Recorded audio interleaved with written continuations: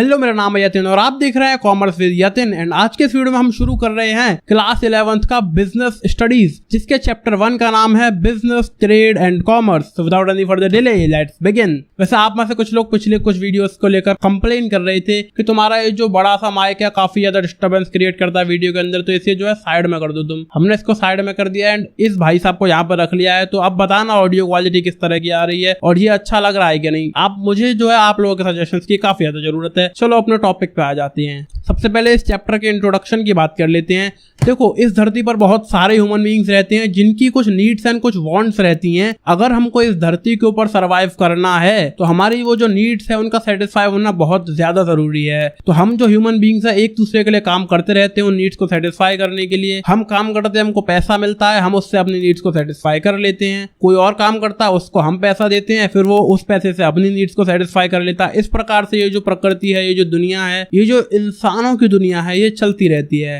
And हम जो है सर्वाइवल के लिए एक्टिविटीज बहुत सारी करते हैं। देखो, बिजनेस स्टडीज के अंदर इन एक्टिविटीज को सिर्फ 2 पार्ट्स में डिवाइड करा गया है, economic and non economic activities. Economic activities वो होती हैं जो डायरेक्टली पैसे से रिलेटेड होती हैं, which are directly related to money. For example teaching, developing, managing, accounting etcetera. जो भी काम पैसे के लिए डायरेक्टली करा जा रहा है वो इकोनॉमिक एक्टिविटी मानी जाएगी। फिर आती है नॉन इकोनॉमिक एक्टिविटीज, जो कि कंप्लीटली रिलेटेड नहीं होती है पैसों से। कहीं ना कहीं इनडायरेक्टली मान लो होगी, लेकिन डायरेक्टली ये नहीं है कि उसके बदले मुझे पैसा मिल जाएगा। जैसे कि मैं खाना खा रहा हूं तो उसके बदले मुझे पैसा नहीं मिलेगा डायरेक्टली। मैं नहा रहा हूं तो उसके बदले मुझे पैसा नहीं मिलेगा। मैं हंस रहा हूं, मैं रो रहा हूं, मुझे उसके बदले डायरेक्टली पैसा तो नहीं मिलेगा। For an example eating, drinking, bathing, laughing, crying etcetera. So और आगे बढ़ेंगे तो यहाँ पर जो है पैसा कमाने के 3 ही तरीके दिए गए, मतलब तरीके बहुत सारे, उनको 3 पार्ट्स में डिवाइड करा गया है। पहला है जॉब, दूसरा प्रोफेशन एंड तीसरा बिजनेस। जॉब के अंदर हम जो पैसा है वो सैलरी के रूप में कमाते हैं और प्रोफेशन में हम फीस के रूप में पैसा कमाते हैं, एंड जो बिजनेस है उसमें पैसा हम कमाते हैं प्रॉफिट के रूप में। थोड़ा सा और आगे बढ़ेंगे तो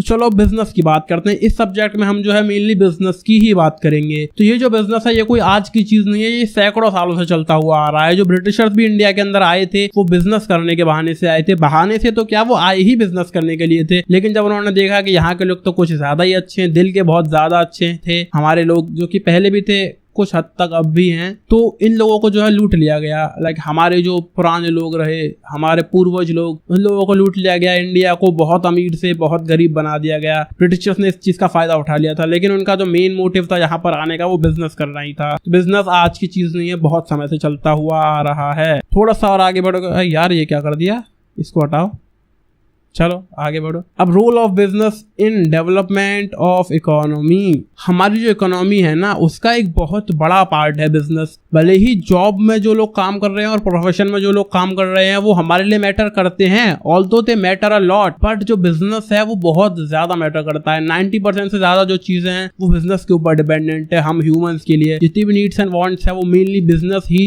सेटिस्फाई करते हैं। जो सैलरी पर और जो फीस के ऊपर जो लोग काम कर रहे हैं प्रोफेशन और जॉब्स में, वो कहीं ना कहीं कम रोल प्ले कर रहे हैं हमारी लाइफ में। कर वो भी रहे हैं, बिना उनके भी जिंदगी नहीं चलेगी, लेकिन बिजनेस जो है बड़े रोल्स प्ले कर रहे हैं। तो काफी बड़ा रोल है बिजनेस का डेवलपमेंट ऑफ इकोनॉमी के अंदर। थोड़ा सा और आगे बढ़ेंगे तो यहाँ पर कुछ मेजर ट्रेडिंग सेंटर्स आ जाते हैं एंशिएंट इंडिया के।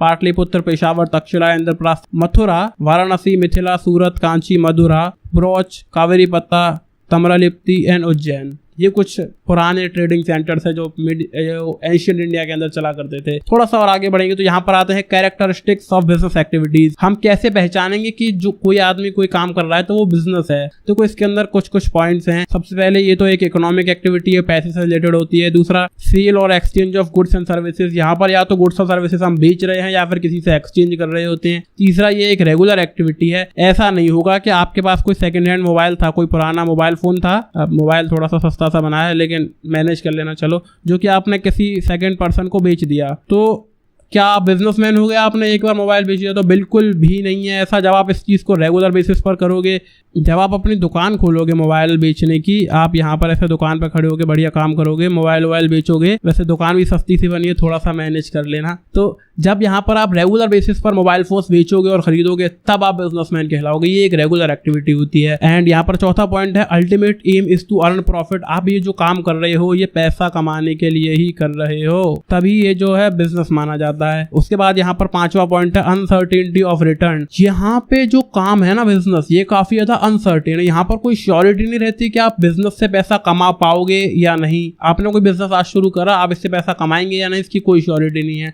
मान लो हमारे जो टीचर्स हैं वो हमारे स्कूल्स में पढ़ा रहे हैं, वो पढ़ा रहे हैं, उनको पैसा मिल रहा है, काम कर रहे हैं, पैसा मिल रहा है, काम कर रहे हैं, पैसा मिल रहा है। लेकिन यहीं पर अगर वो एज अ बिजनेस इस चीज़ को शुरू करते हैं, मान लो यूट्यूब पर शुरू करते हैं मेरी तरह, तो कोई श्योरिटी नहीं थी कि वो इस चीज़ से पैसा कमा पाएंगे ही। सर्टेनिटी की बहुत कमी होती है बिजनेस के अंदर। एंड इसी के साथ यहाँ पर एलिमेंट ऑफ रिस्क ऐड हो जाता है। मान लो आपने कोई बिजनेस शुरू करा, फॉर एन एग्जांपल मैं कोई कंप्यूटर शॉप शुरू करता हूँ जिसके अंदर मैं 10 लाख रुपए का इन्वेस्टमेंट करता हूँ, दुकान खरीदी, स्टाफ हायर करा, कुछ स्टॉक हम लेकर आए सामान का, कोई पता नहीं कि वो 10 लाख रुपए कभी वापस आएंगे या नहीं। हो सकता है वो पैसा पूरा डूब जाए। यहाँ पर बहुत ज़्यादा रिस्क रहता है, जिसकी वजह से ज़्यादातर लोग जो है बिजनेस से डरते हैं, दूर रहते हैं एंड जॉब ही प्रेफर करते हैं। यहाँ पर जो है production and procurement of goods and services होता है। गुड्स एंड सर्विसेज क्रिएट करी जाती हैं एंड वो बेची जाती हैं। आगे बढ़ेंगे तो यहाँ पर आता है क्लासिफिकेशन ऑफ बिजनेस एक्टिविटीज़। यहाँ पर दो पार्ट्स में क्लासिफाई करा गया बिजनेस एक्टिविटीज़ को। पहला है इंडस्ट्री एंड दूसरा है कॉमर्स। इंडस्ट्री के अंदर 3 चीज़ें आती हैं, प्राइमरी, सेकेंडरी एंड टर्शियरी। इन चीज़ों के बारे में हम पिछले क्लासेस में भी पढ़ चुके हैं। 8th, 9th और 10th क्लास में आपने पढ़ा होगा, आपको याद आ रही होंगी, कुछ कुछ तो आप रिलेट कर पा रहे होंगे कि ये तो कुछ सुनेला लग रहा है। एंड कॉमर्स में आती है trade and auxiliaries to trade. सामान की खरीद बेच और खरीद बेच में जो चीज़ें मदद करती हैं वो। अब इस चीज़ को और ज़्यादा डिटेल में जान लेते हैं, अगले पेज पे चलते हैं। यहाँ पर पूरा एक चार्ट दिया गया है हमको बिजनेस एक्टिविटीज़ के लेकर। देखो बिजनेस है 2 पार्ट्स में divided, industry and commerce. Industry की बात करेंगे तो primary, secondary and tertiary. Primary के अंदर 2 चीज़ें होती हैं, extractive and genetic. Extractive activities वो होती हैं जहाँ पर आप नेचर से डायरेक्टली प्रोडक्ट्स को एक्सट्रैक्ट कर लेते हो, उनको बेचकर पैसा कमा लेते हो, काम खत्म। For an example mining. आपने माइनिंग करके, खुदाई करके कोई सामान निकाला, उसको मार्केट में जाके बेच दिया, पैसा आ गया। आपने उस सामान को नेचर से डायरेक्टली एक्सट्रैक्ट किया था। आप फिशिंग करने गए, मछलियां पकड़ी, मार्केट में जाके बेच दी। तो आपने क्या करा, डायरेक्टली नेचर से चीज को ले लिया, एक्सट्रैक्ट कर लिया एंड बेचकर पैसा कमा लिया। ये हो गई एक्सट्रैक्टिव एक्टिविटीज। फिर जेनेटिक एक्टिविटी क्या होती है? जेनेटिक में आप जहां पर आपको अपनी तरफ से काफी सारे एफर्ट्स डालने पड़ते हैं पैसा कमाने के लिए। For an example breeding of animals. आप गाय भैंस वगैरह पालते हो, उनका दूध निकालते हो, तब जाकर मार्केट में बेचते हो। आप खेती करते हो, अपनी फसल को पहले बोओगे, फिर उसको अच्छे से उगाओगे, अच्छे से बढ़िया पकाओगे उस चीज़ को, फिर उसको कटवाओगे, जब जाकर बेचोगे मार्केट में। एक लंबा प्रोसेस हो जाएगा, वो होगी जेनेटिक एक्टिविटी, जहाँ पर हम किसी को ग्रो कर रहे हैं, प्लांट्स एंड एनिमल्स को। प्राइमरी एक्टिविटीज़ यहीं पर खत्म हो जाती हैं। सेकेंडरी के अंदर आएंगे तो यहाँ पर होता है मैन्युफैक्चरिंग एंड कंस्ट्रक्शन। कंस्ट्रक्शन बोले तो बिल्डिंग्स का कंस्ट्रक्शन। मैन्युफैक्चरिंग के अंदर आते हैं analytical, synthetical, processing and assembling वाले बिजनेसेस। एंड यहीं पर बिजनेस का जो है एक पार्ट खत्म हो चुका है, जो कि है इंडस्ट्री वाला। इंडस्ट्रियल बिजनेस एक साइड हो चुका है।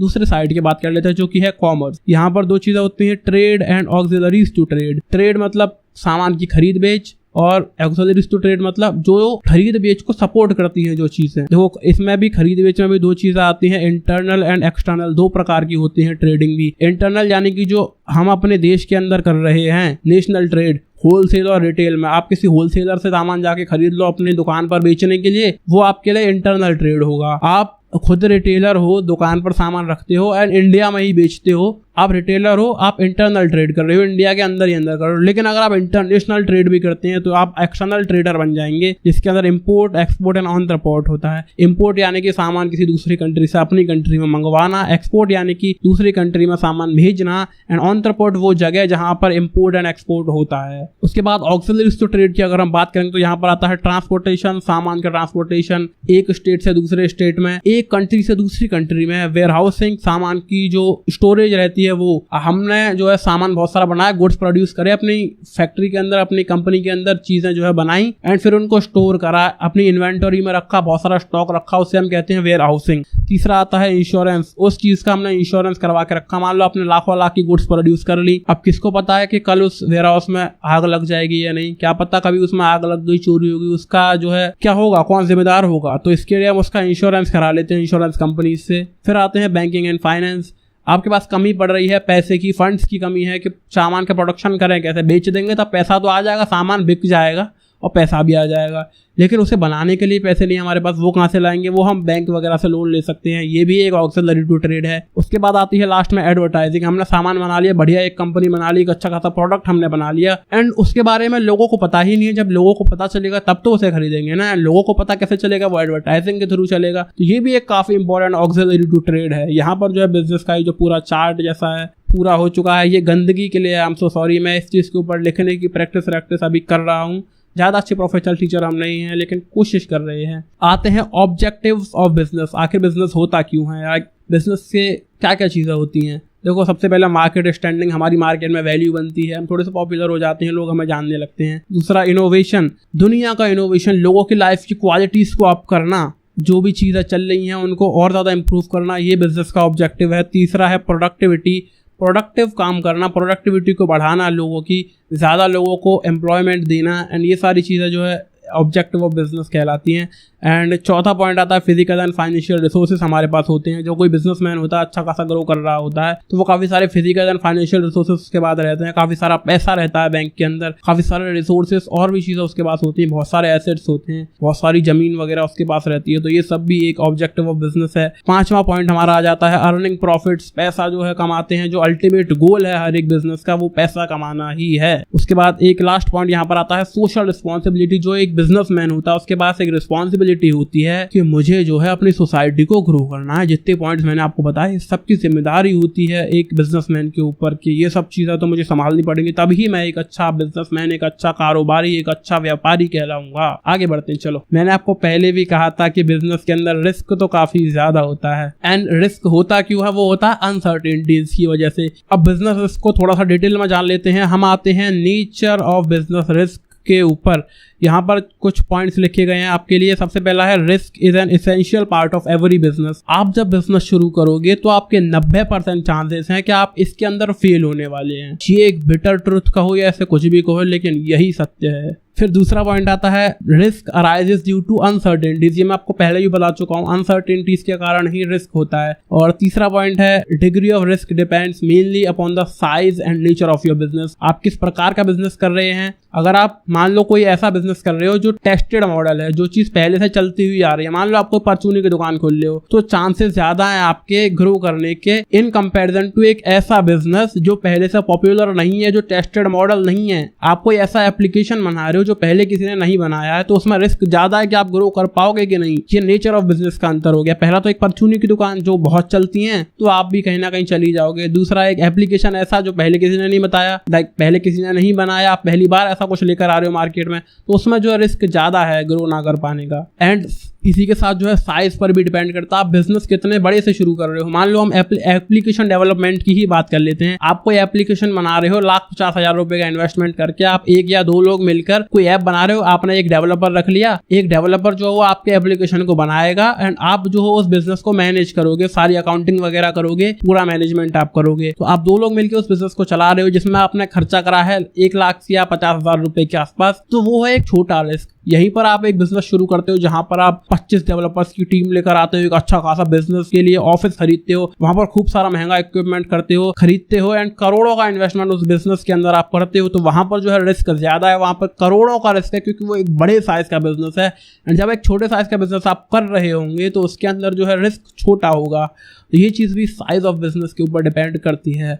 उसके बाद आता है profit is a reward for risk taking. जब आप रिस्क लोगे तो उसका एक रिवॉर्ड आपको मिल सकता है, वो है प्रॉफिट। तो जब आप बड़ा रिस्क लोगे तो बड़ा प्रॉफिट कमाओगे, छोटा रिस्क लोगे तो छोटा प्रॉफिट कमाओगे, लेकिन श्योरिटी कहीं भी नहीं है कि प्रॉफिट कमाओगे। चलो आगे बढ़ते हैं। अब बात करते हैं कॉजेस ऑफ बिजनेस रिस्क के बारे में। देखो, कुछ नेचुरल कॉजेस होते हैं, फ्लड, अर्थक्वेक, लाइटनिंग एक्सेट्रा। कोई भी नेचुरल कैलेमिटी आ गई एंड आपके वर्क प्लेस को डैमेज करके चली गई। दूसरा ह्यूमन कॉजेस भी रहते हैं, आपकी जो लेबर है वो अच्छे से काम नहीं करती है, वो डिसऑनेस्ट है, केयरलेस है, आपका जो मैनेजमेंट है वो इनएफिशिएंट है, अच्छे से काम नहीं कर पा रहा है। तो ये एक बहुत बड़ा रिस्क है बिजनेस के अंदर। तीसरी चीज की बात करेंगे वो होते हैं कुछ इकोनॉमिक कॉजेज, जैसे कि आप कोई प्रोडक्ट बनाते हो जिसकी जो डिमांडेड समय के साथ कम होती चली जा रही है, तो आपका प्रॉफिट वगैरह कम हो रहे हैं। रिस्क है कि आपको ये बिजनेस बहुत जल्दी बंद करना पड़ सकता है। एंड कंपटीशन जो काफी ज्यादा बढ़ता चला जा रहा है। आप जिस इंडस्ट्री में काम कर रहे हो, कंपटीशन बढ़ रहा है, लोग और अच्छे से काम कर रहे हैं। यहाँ पर भी रिस्क है कि आपको ये जो बिजनेस है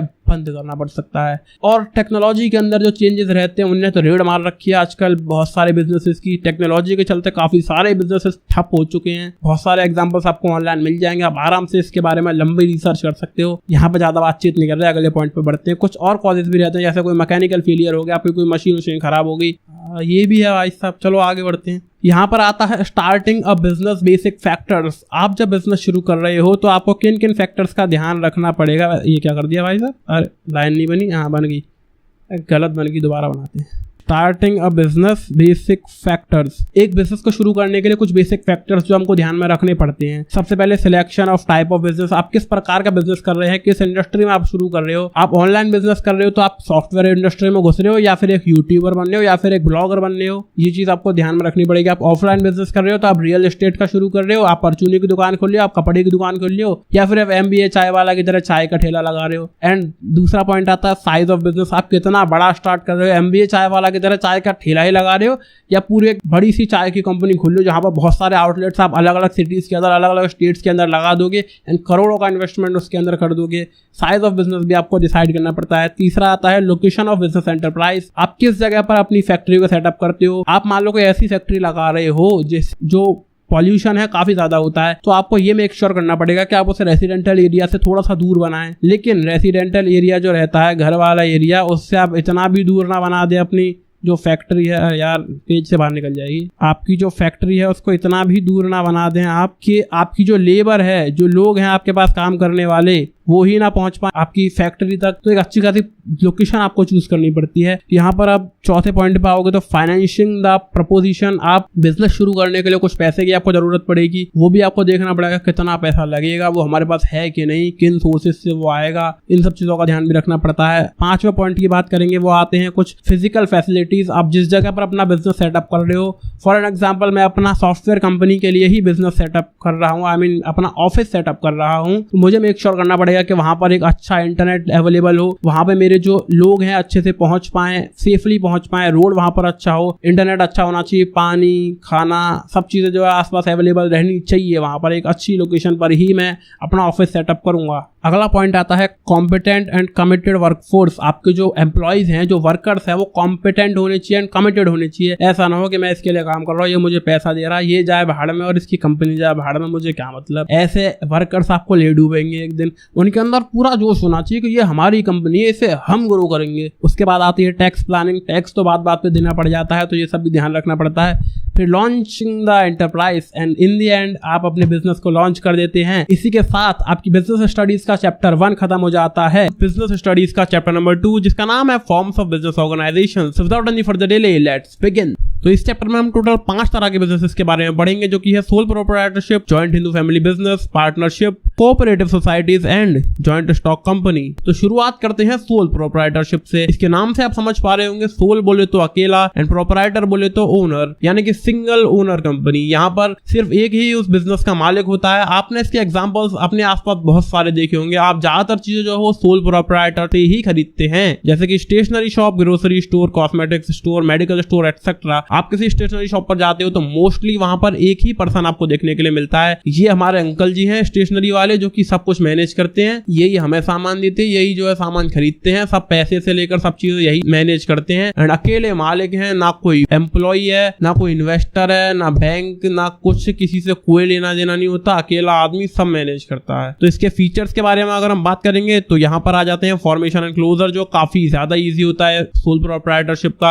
आज मेरा मन कर रहा है कि मुझे बिजनेस शुरू करना है, मुझे जो है दुकान लगानी है स्टेशनरी की, तो मैं क्या करूंगा, अपने आसपास कोई दुकान ढूंढूंगा, किराए पर उसको लूंगा, कुछ स्टॉक लेकर आऊंगा एंड मस्त दुकान में सजा के बेचना शुरू कर दूंगा। ना मुझे कोई एम्प्लॉय लेकर आने, ना कहीं से बाहरी इन्वेस्टमेंट चाहिए बहुत बड़ा सा, ना मुझे बैंक से बात करनी, ना मुझे गवर्नमेंट में कहीं पर भी अपने आप को रजिस्टर कराना। कुछ मतलब बहुत बड़ी बड़ी प्रोसेस नहीं होती, थोड़ा बहुत रजिस्टर तो कराना पड़ता है, GSTIN नंबर वगैरह जो है लेना पड़ता है, रजिस्ट्रेशन करवाना पड़ेगा GST में। लेकिन ये नहीं हो कि महीनों का प्रोसेस है। मेरी मर्जी, मैंने शुरू करा बिजनेस, बिजनेस एंड बाद में मेरा मन करता है कि बिजनेस को बंद कर देना चाहिए, अब कोई और काम हम करेंगे, तो आराम से हम उस चीज को क्लोज भी कर सकते हैं। दूसरा है लायबिलिटी।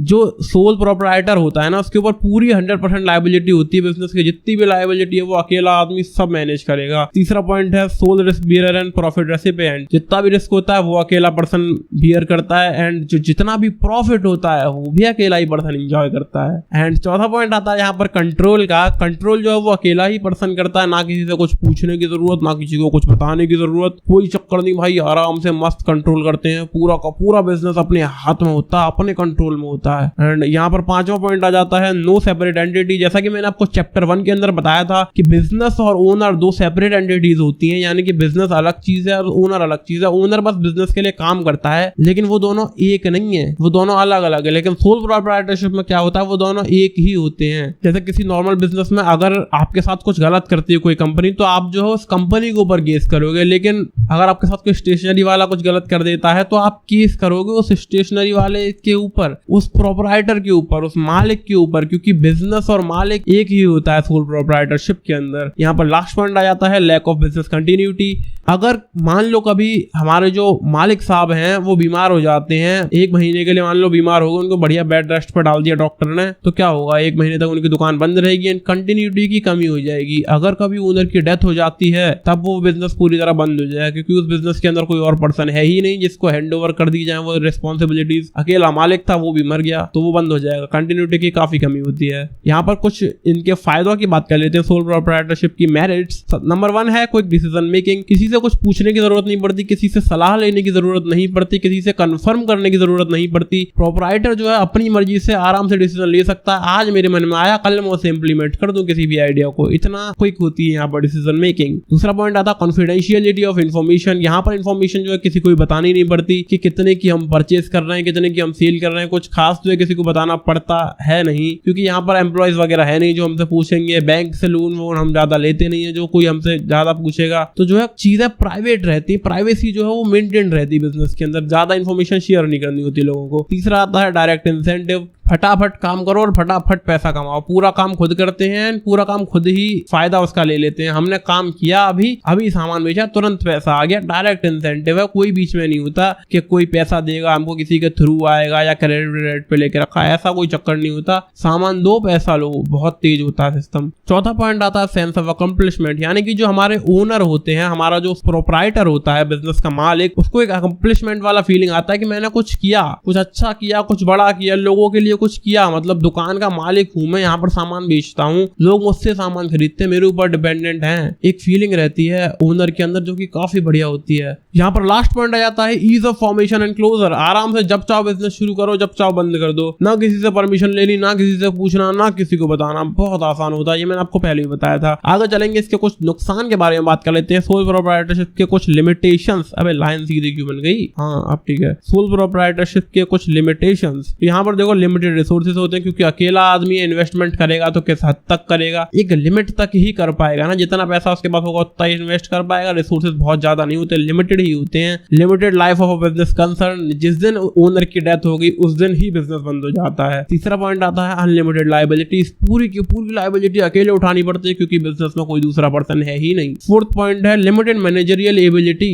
हर इंसान जो बिजनेस शुरू करता है एज अ सोल प्रोप्राइटर, वो इतना एजुकेटेड नहीं होता, इतना समझदार नहीं होता कि चीजों को अच्छे से मैनेज कर सके, जिस वजह से जो मैनेजमेंट है वो भी लिमिटेड ही हो पाता है। अब बात करते हैं दूसरे तरह के बिजनेस के बारे में, जो कि है जॉइंट हिंदू फैमिली बिजनेस। अब देखो, इसे सबसे आसान शब्दों में मैं इसको बताऊं, जॉइंट हिंदू फैमिली बिजनेस क्या होता है, तो ये वो बिजनेस है जो कि आप टीवी सीरियल्स में देखते हो कि एक मालिक होता है जो एकदम मुखिया होता है, घर का भी और बिजनेस का भी। उसके 2 बच्चे हैं, उनके भी 2-2 बच्चे हैं, और उनके भी 2-2 बच्चे हैं, उनके भी 2-2 बच्चे हैं, उनके भी आने वाले जो 2-2 बच्चे हैं, वो सब बिजनेस में पार्टनर होते हैं। अब देखो, इस टाइप के जो बिजनेस है वो सिर्फ और सिर्फ इंडिया में पाए जाते हैं। देखो, जितनी भी हिंदू अनडिवाइडेड फैमिलीज रहती हैं उनके अंदर इस तरह के बिजनेसेस होते हैं। ऐसा नहीं है कि पूरा जो परिवार है उसके टुकड़े हो गए रखे हैं और सब अलग अलग बसे हुए हैं। मैंने आपको अभी बताया था ना, एक आदमी होता है मेन मालिक, उसके 2 बच्चे, उनके भी बच्चे, उनके भी बच्चे, सब जो है एक ही घर के नीचे रहते हैं, एक ही छत के नीचे।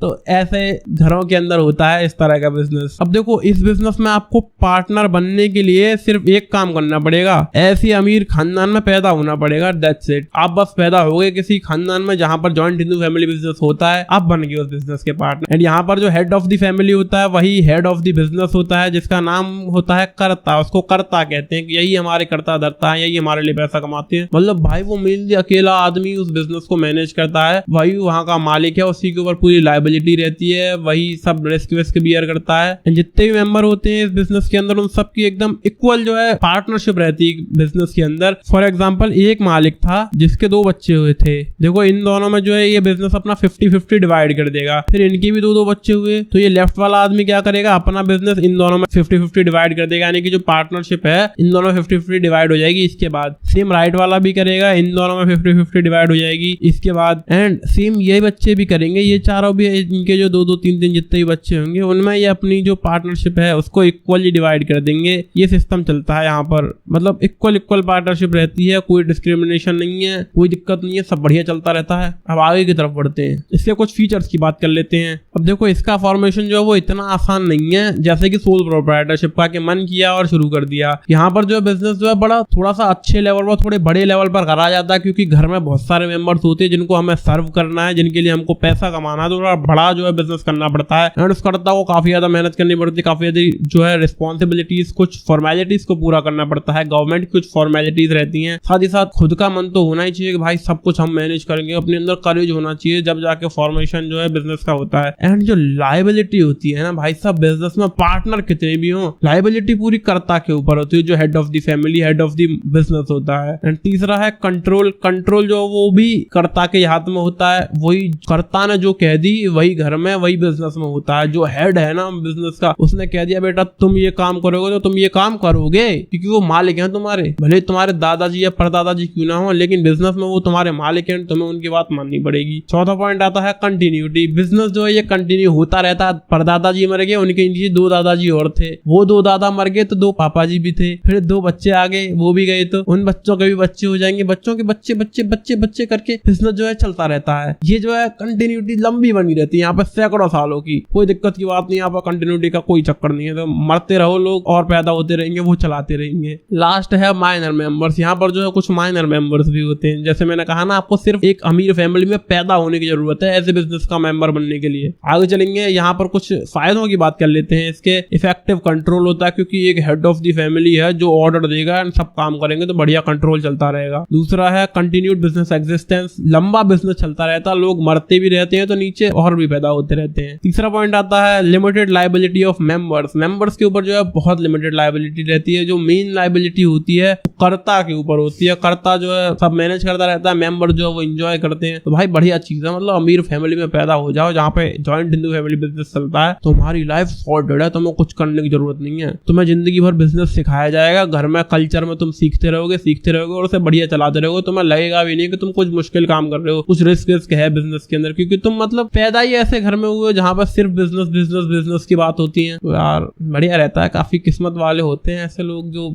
इस तरह की फैमिली में पैदा होते हैं। खैर छोड़ो, आप और हम में से ज्यादातर लोग नहीं है। लास्ट पॉइंट है इंक्रीज लॉयल्टी और ऑपरेशन। आगे चलेंगे, इसके कुछ नुकसानों के बारे में बात कर लेते हैं। JHF business limitations. अबे इस फोटो के पीछे क्यों चला गया? चलो चलन दो। सबसे पहला पॉइंट है लिमिटेड रिसोर्सेज, क्योंकि यहाँ पर एक ही आदमी रिसोर्सेज डाल रहा होता है इस बिजनेस के अंदर, क्योंकि जो कर्ता के बच्चे होते हैं ना वो बेकार होते हैं। जब तक कर्ता मरने की कगार पे नहीं आ जाता ना तब तक उसके बच्चे ढंग से काम नहीं करते बिजनेस के अंदर। ऐसा most of the family businesses में होता है। तो यही सिस्टम है, रिसोर्सेज की काफी कमी होती है। जो मेन आदमी है कर्ता, वही सब कुछ करता। दूसरा अनलिमिटेड लायबिलिटी ऑफ कर्ता। वही कर्ता वाली बातें, पूरी लायबिलिटी खुद के ही सिर पे होती है, पहले ही बता चुका हूं मैं आपको। तीसरा पॉइंट आता है डोमिनेंस ऑफ कर्ता। भाई सब कर्ता का राज बहुत चलता है, क्योंकि कर्ता साहब ने कह दी ना कि तुम ये काम करोगे तो करोगे, और तुम आज ऑफिस नहीं जाओगे तो नहीं जाओगे, तुम्हारे हाथ में कुछ नहीं है, तुम एकदम कतई नौकर हो जाते हो। भले ही तुम्हारे परदादाजी क्यों ना हो जिन्होंने तुमको ऑर्डर दिया, लेकिन दे दिया तो दे दिया ऑर्डर, तुम उसे नकार नहीं सकते। चौथा पॉइंट है लिमिटेड मैनेजरियल स्किल्स, क्योंकि जरूरी नहीं है हमारे जो कर्ता है वो काफी ज्यादा समझदार हो बिजनेस मैनेजमेंट के अंदर। एंड बच्चे तो होते ही बेकार है, मैंने आपको बता दिया, मोस्टली बेकार ही होते हैं। मैं सभी बिजनेस की बुराई बिल्कुल भी नहीं कर रहा हूँ, इस चीज को ध्यान में रख लेना। लेकिन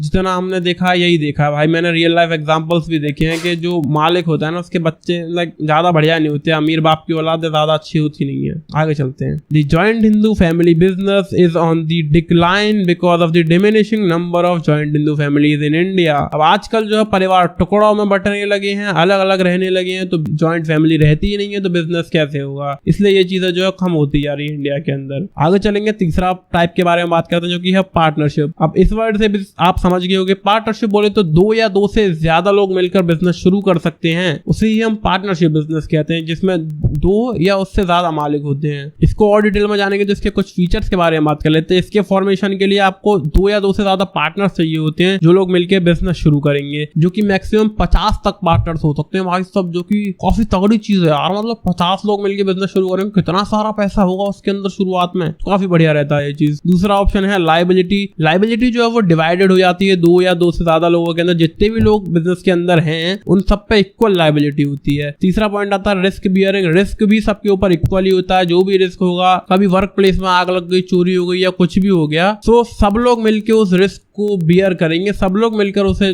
जो है ठीक करेंगे सब चीजों को, तो सबके ऊपर रिस्क होता है इक्वल। अगला पॉइंट आता है decision making and control. Decision making and control भी भाई सबके हाथ में होता है, कोई अकेला आदमी ये नहीं हो सकता कि कंट्रोल कर ले, सबको आपस में डिस्कस करना पड़ेगा, आपस में सारी चीजें शेयर करनी पड़ेंगी, तब जाकर वहां पर डिसीजन लिए जाते हैं। पांचवा पॉइंट आता है कंटिन्यूटी। कंटिन्यूटी भी इस बिजनेस की बनी रहती है, क्योंकि अगर कोई एक पार्टनर छोड़ देता है तो कोई बात नहीं, छोड़ रहा है छोड़, भाड़ में जा, हम दूसरा फिर से कॉन्ट्रैक्ट लिख लेंगे बढ़िया सा और मस्त अपने बिजनेस को कंटिन्यू करते रहेंगे। तो पार्टनर्स जाते रहते हैं आते रहते हैं, लेकिन बिजनेस हमेशा चलता रहता है। अगला पॉइंट आता है नंबर ऑफ पार्टनर, जो मैक्सिमम 50 होते हैं यहाँ पर, जो कि पहले ही बताया मैंने आपको अभी। म्यूचुअल एजेंसी ये होती है, सब लोग मिलजुल के यहाँ पर काम करते हैं, अकेले आदमी के हाथ में कतई भी कंट्रोल नहीं होता। जितने पार्टनर है वो सबके हाथ में equal control, equal liability, equal profit, सब कुछ इक्वली डिवाइड होता है। खैर वो कॉन्ट्रैक्ट के अंदर चीजें बदली भी जा सकती हैं, वो सब इन पार्टनर्स के ऊपर डिपेंड करता है, लेकिन मोस्टली जो है सब चीजें इक्वली होती हैं। इसके कुछ फायदों के बारे में बात कर लेते हैं। Ease of formation and closure. Formation and closure काफी ज्यादा ईजी होता है, बस दो या दो से ज्यादा लोगों को मिलना है, डिसाइड करना है कि हम बिजनेस करेंगे एंड शुरू करना है। अगला पॉइंट आता है balance decision making. Decision making काफी ज्यादा अच्छी होती है पार्टनरशिप्स के अंदर, क्योंकि जब दो या दो से ज्यादा लोग होते हैं ना, तो सब लोगों के आपस में पीओवी, सबके ओपिनियंस मिला जुला के एक तगड़ा, एक बड़ा और एक बहुत अच्छा डिसीजन लिया जाता है। टाइम भले ही काफी ज्यादा लग जाता है, लेकिन एक अच्छा डिसीजन निकल कर आता है जब ज्यादा लोग मिलकर उस चीज को करते हैं। तो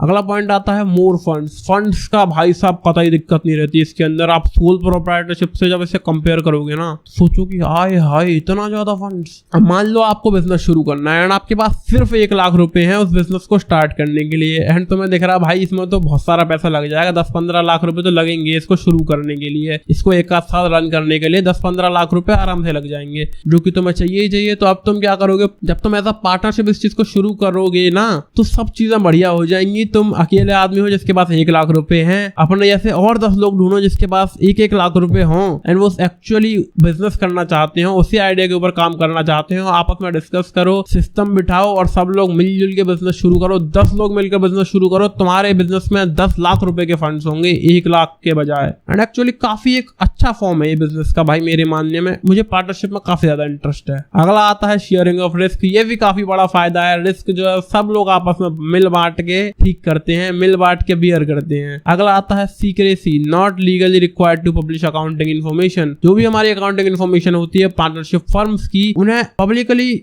दिखाना नहीं पड़ता है। ऐसा कोई भी रूल नहीं है कि हमें जो पार्टनरशिप फर्म में अगर हम काम करते हैं तो हमें अपनी अकाउंटिंग इन्फॉर्मेशन पब्लिश करनी पड़ेगी, जो कि काफी बढ़िया चीज हो जाती है, सीक्रेसी रहती है इनके बिजनेस के अंदर। अब देखो जिस चीज के फायदे होते हैं उसके कुछ नुकसान भी होते हैं। पार्टनरशिप के कुछ नुकसान भी यहाँ पर हैं, जैसे कि अनलिमिटेड लायबिलिटी होती है, क्योंकि जो पार्टनर्स है ना उन सबको रिस्क बियर करना ही करना पड़ेगा। मान लो 5 पार्टनर है बिजनेस में, 1 लाख रुपए का नुकसान हो गया तो सबके हिस्से में 20-20 हजार रुपए आती है, सबको जो 20-20 हजार रुपए भरने पड़ेंगे उसको ठीक करने के लिए। तो सबको 20 हजार भरने ही भरने पड़ेंगे, चाहे किसी का घर क्यों ना बिक जाए। खैर 20 हजार में घर तो नहीं बिकता, लेकिन मान लो 20 हजार के बजाय 2 करोड़ का होता तो चाहे घर क्यों ना बिक जाए किसी का पार्टनर का, लेकिन उसे भरना पड़ेगा। वो जो नुकसान है, वो जो भी रिस्क है उसको पूरा करना पड़ेगा, अपने सिर पे जिम्मेदारी लेनी पड़ेगी अगर बिजनेस शुरू करा है तो। दूसरा आता है लिमिटेड रिसोर्सेज। अब तुम कहोगे भाई इतने सारे लोग हैं तभी तो तुम कह रहे थे रिसोर्सेज की कमी नहीं होती, पैसे की कमी नहीं होती, ये क्या बात होगी लिमिटेड रिसोर्सेज। पार्टनर्स की भी तो एक लिमिट है ना, 50 लोगों की लिमिट है। अब तुम्हारा आइडिया इतना बड़ा है जिसमें भाई साहब अरबों रुपए लगेंगे,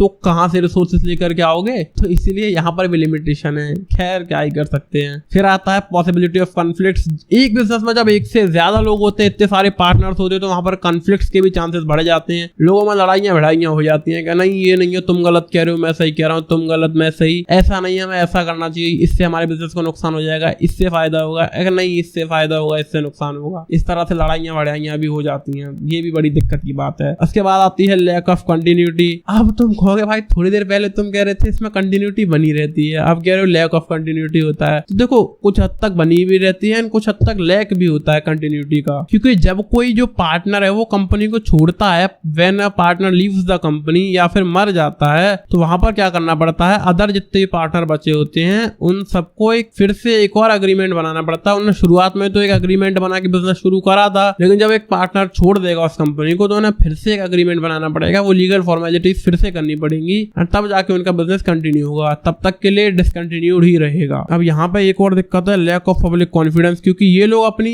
इन्फॉर्मेशन को, अपनी अकाउंटिंग इन्फॉर्मेशन को पब्लिश नहीं करते हैं, पब्लिक तक नहीं पहुंचाते हैं, पब्लिक को नहीं दिखाते अपनी इन्फॉर्मेशन, तो जो है पब्लिक इनके ऊपर कम ट्रस्ट करती है। देखो कुछ टाइप्स ऑफ पार्टनर्स भी होते हैं जो कि है active partner, sleeping partner, secret partner, nominal partner, partner by estoppel, partner by holding out. अब ये क्या होते हैं इनके बारे में डिटेल में जान लेते हैं। यहाँ पर एक मस्त सा चार्ट दिया गया आपको जिसमें सभी पार्टनर्स की सभी डिटेल्स दी गई हैं। देखो सबसे पहला होता है एक्टिव पार्टनर जो कि कैपिटल कंट्रीब्यूट करता है, कैपिटल के अंदर कंट्रीब्यूट करता है बोले तो, एंड मैनेजमेंट के अंदर भी पार्टिसिपेट करता है, प्रॉफिट एंड लॉस भी शेयर करता है, एंड लायबिलिटी भी उसकी अनलिमिटेड होती है। दूसरा आता है स्लीपिंग पार्टनर और डोरमेट पार्टनर। ये कैपिटल में कंट्रीब्यूट करता है लेकिन मैनेजमेंट एक्टिविटीज में कंट्रीब्यूट नहीं करता है, प्रॉफिट एंड लॉस भी शेयर करता है, लायबिलिटी भी अनलिमिटेड होती है। बस एक ही चीज है, मैनेजमेंट के अंदर पार्टिसिपेट नहीं करता। तीसरा आता है सीक्रेट पार्टनर, कैपिटल में कंट्रीब्यूट करता है, मैनेजमेंट में भी कंट्रीब्यूट करता है लेकिन सीक्रेटली करता है, किसी को बताता नहीं है कि भाई मैं भी पार्टनर हूँ इसके अंदर। अब भाई मर्जी है भाई उनकी सीक्रेट क्यों रहना चाहते हैं वो, उसके पीछे भी कुछ रीजन हो सकते हैं। मान लो ऐसा कोई पर्सन है जिसने पहले कोई बिजनेस शुरू करा जो कि बुरी तरह से फेल हो गया, एकदम बुरी तरह मार्केट में बदनामी हो गई उसकी, और अब वो चाहता है फिर से कुछ काम करना, कोई बिजनेस करना, तो किसी पार्टनरशिप के अंदर अगर वो ज्वाइन करता है तो जब लोग देखेंगे ना भाई अबे अभी तो इसकी एक कंपनी पिटी थी, ये वाली कंपनी भी डूबने वाली है, इस कंपनी का कोई सामान मत खरीदो, तो इस तरह से जो उस कंपनी की इमेज जो वो खराब हो जाएगी सिर्फ उस अकेले पर्सन की वजह से। तो ऐसे जो लोग हैं वो सीक्रेट पार्टनर की तरह रहते हैं, वो अपना नाम आगे नहीं लेकर आते,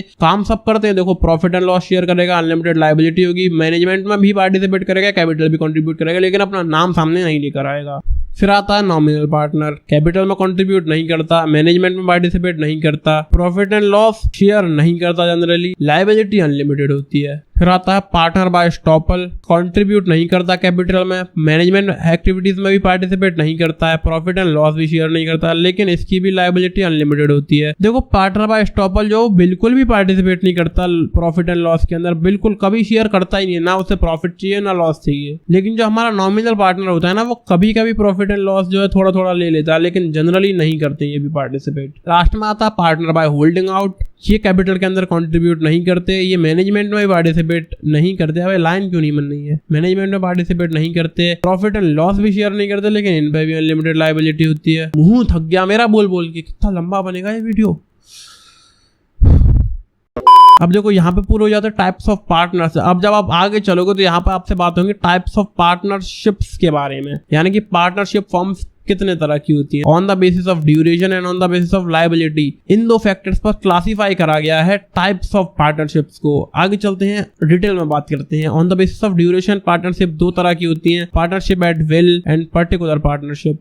अब देखो विल से आप समझ गए होंगे, पार्टनर अपनी मर्जी से कंपनी में ज्वाइन करता है एंड जब चाहे उसे छोड़ देता है। दूसरी होती है पर्टिकुलर पार्टनरशिप जो कि किसी एक सिंगल गोल के अकम्प्लिशमेंट के लिए बनाई गई होती है। मैं मान लो मेरे पास कोई आइडिया आया, मुझे कोई मोबाइल ऐप बनाना है एंड मेरे पास उतने रिसोर्सेस नहीं है, उतना पैसा नहीं है, उतनी स्किल्स नहीं है, या फिर किसी भी चीज की कमी है जो कि मैं उसे अकेले नहीं कर सकता, उस प्रोजेक्ट को मैं अकेले नहीं बना सकता। तो मैं क्या करूंगा, एक पार्टनर अपने साथ रख लूंगा, हम दोनों बढ़िया एक एग्रीमेंट बनाएंगे कि ये प्रोजेक्ट हमको पूरा करना है दोनों को साथ में मिलकर, एंड जिस दिन वो प्रोजेक्ट पूरा हो जाएगा या फिर उसका टाइम पूरा हो जाएगा, एक टाइम ड्यूरेशन के लिए ही होता है ये प्रोजेक्ट। मान लो मुझे ऐप डेवलप करके बढ़िया उसको ग्रो करना, पब्लिश करना है, तो मैं 1 साल का कॉन्ट्रैक्ट बना लूंगा कि 1 साल तक जो हम पार्टनर्स हैं, अगर 1 साल से पहले वो ऐप बन के पब्लिश हो गया तब भी हमारी पार्टनरशिप खत्म हो जाएगी। अगर 1 साल में वो ऐप हमसे बन ही नहीं पाया और टाइम खत्म हो गया तब भी हमारी पार्टनरशिप खत्म हो जाएगी। आगे आते हैं on the basis of liability. यहाँ पर 2 होते हैं, general partnership and limited partnership. अब देखो जो जनरल पार्टनरशिप होती है उसके अंदर लायबिलिटी ऑफ पार्टनर्स सब लोगों की इक्वल लायबिलिटी होती है, अनलिमिटेड होती है। पार्टनर जो वो इक्वली एंजॉय करते हैं right to participate in the management of firm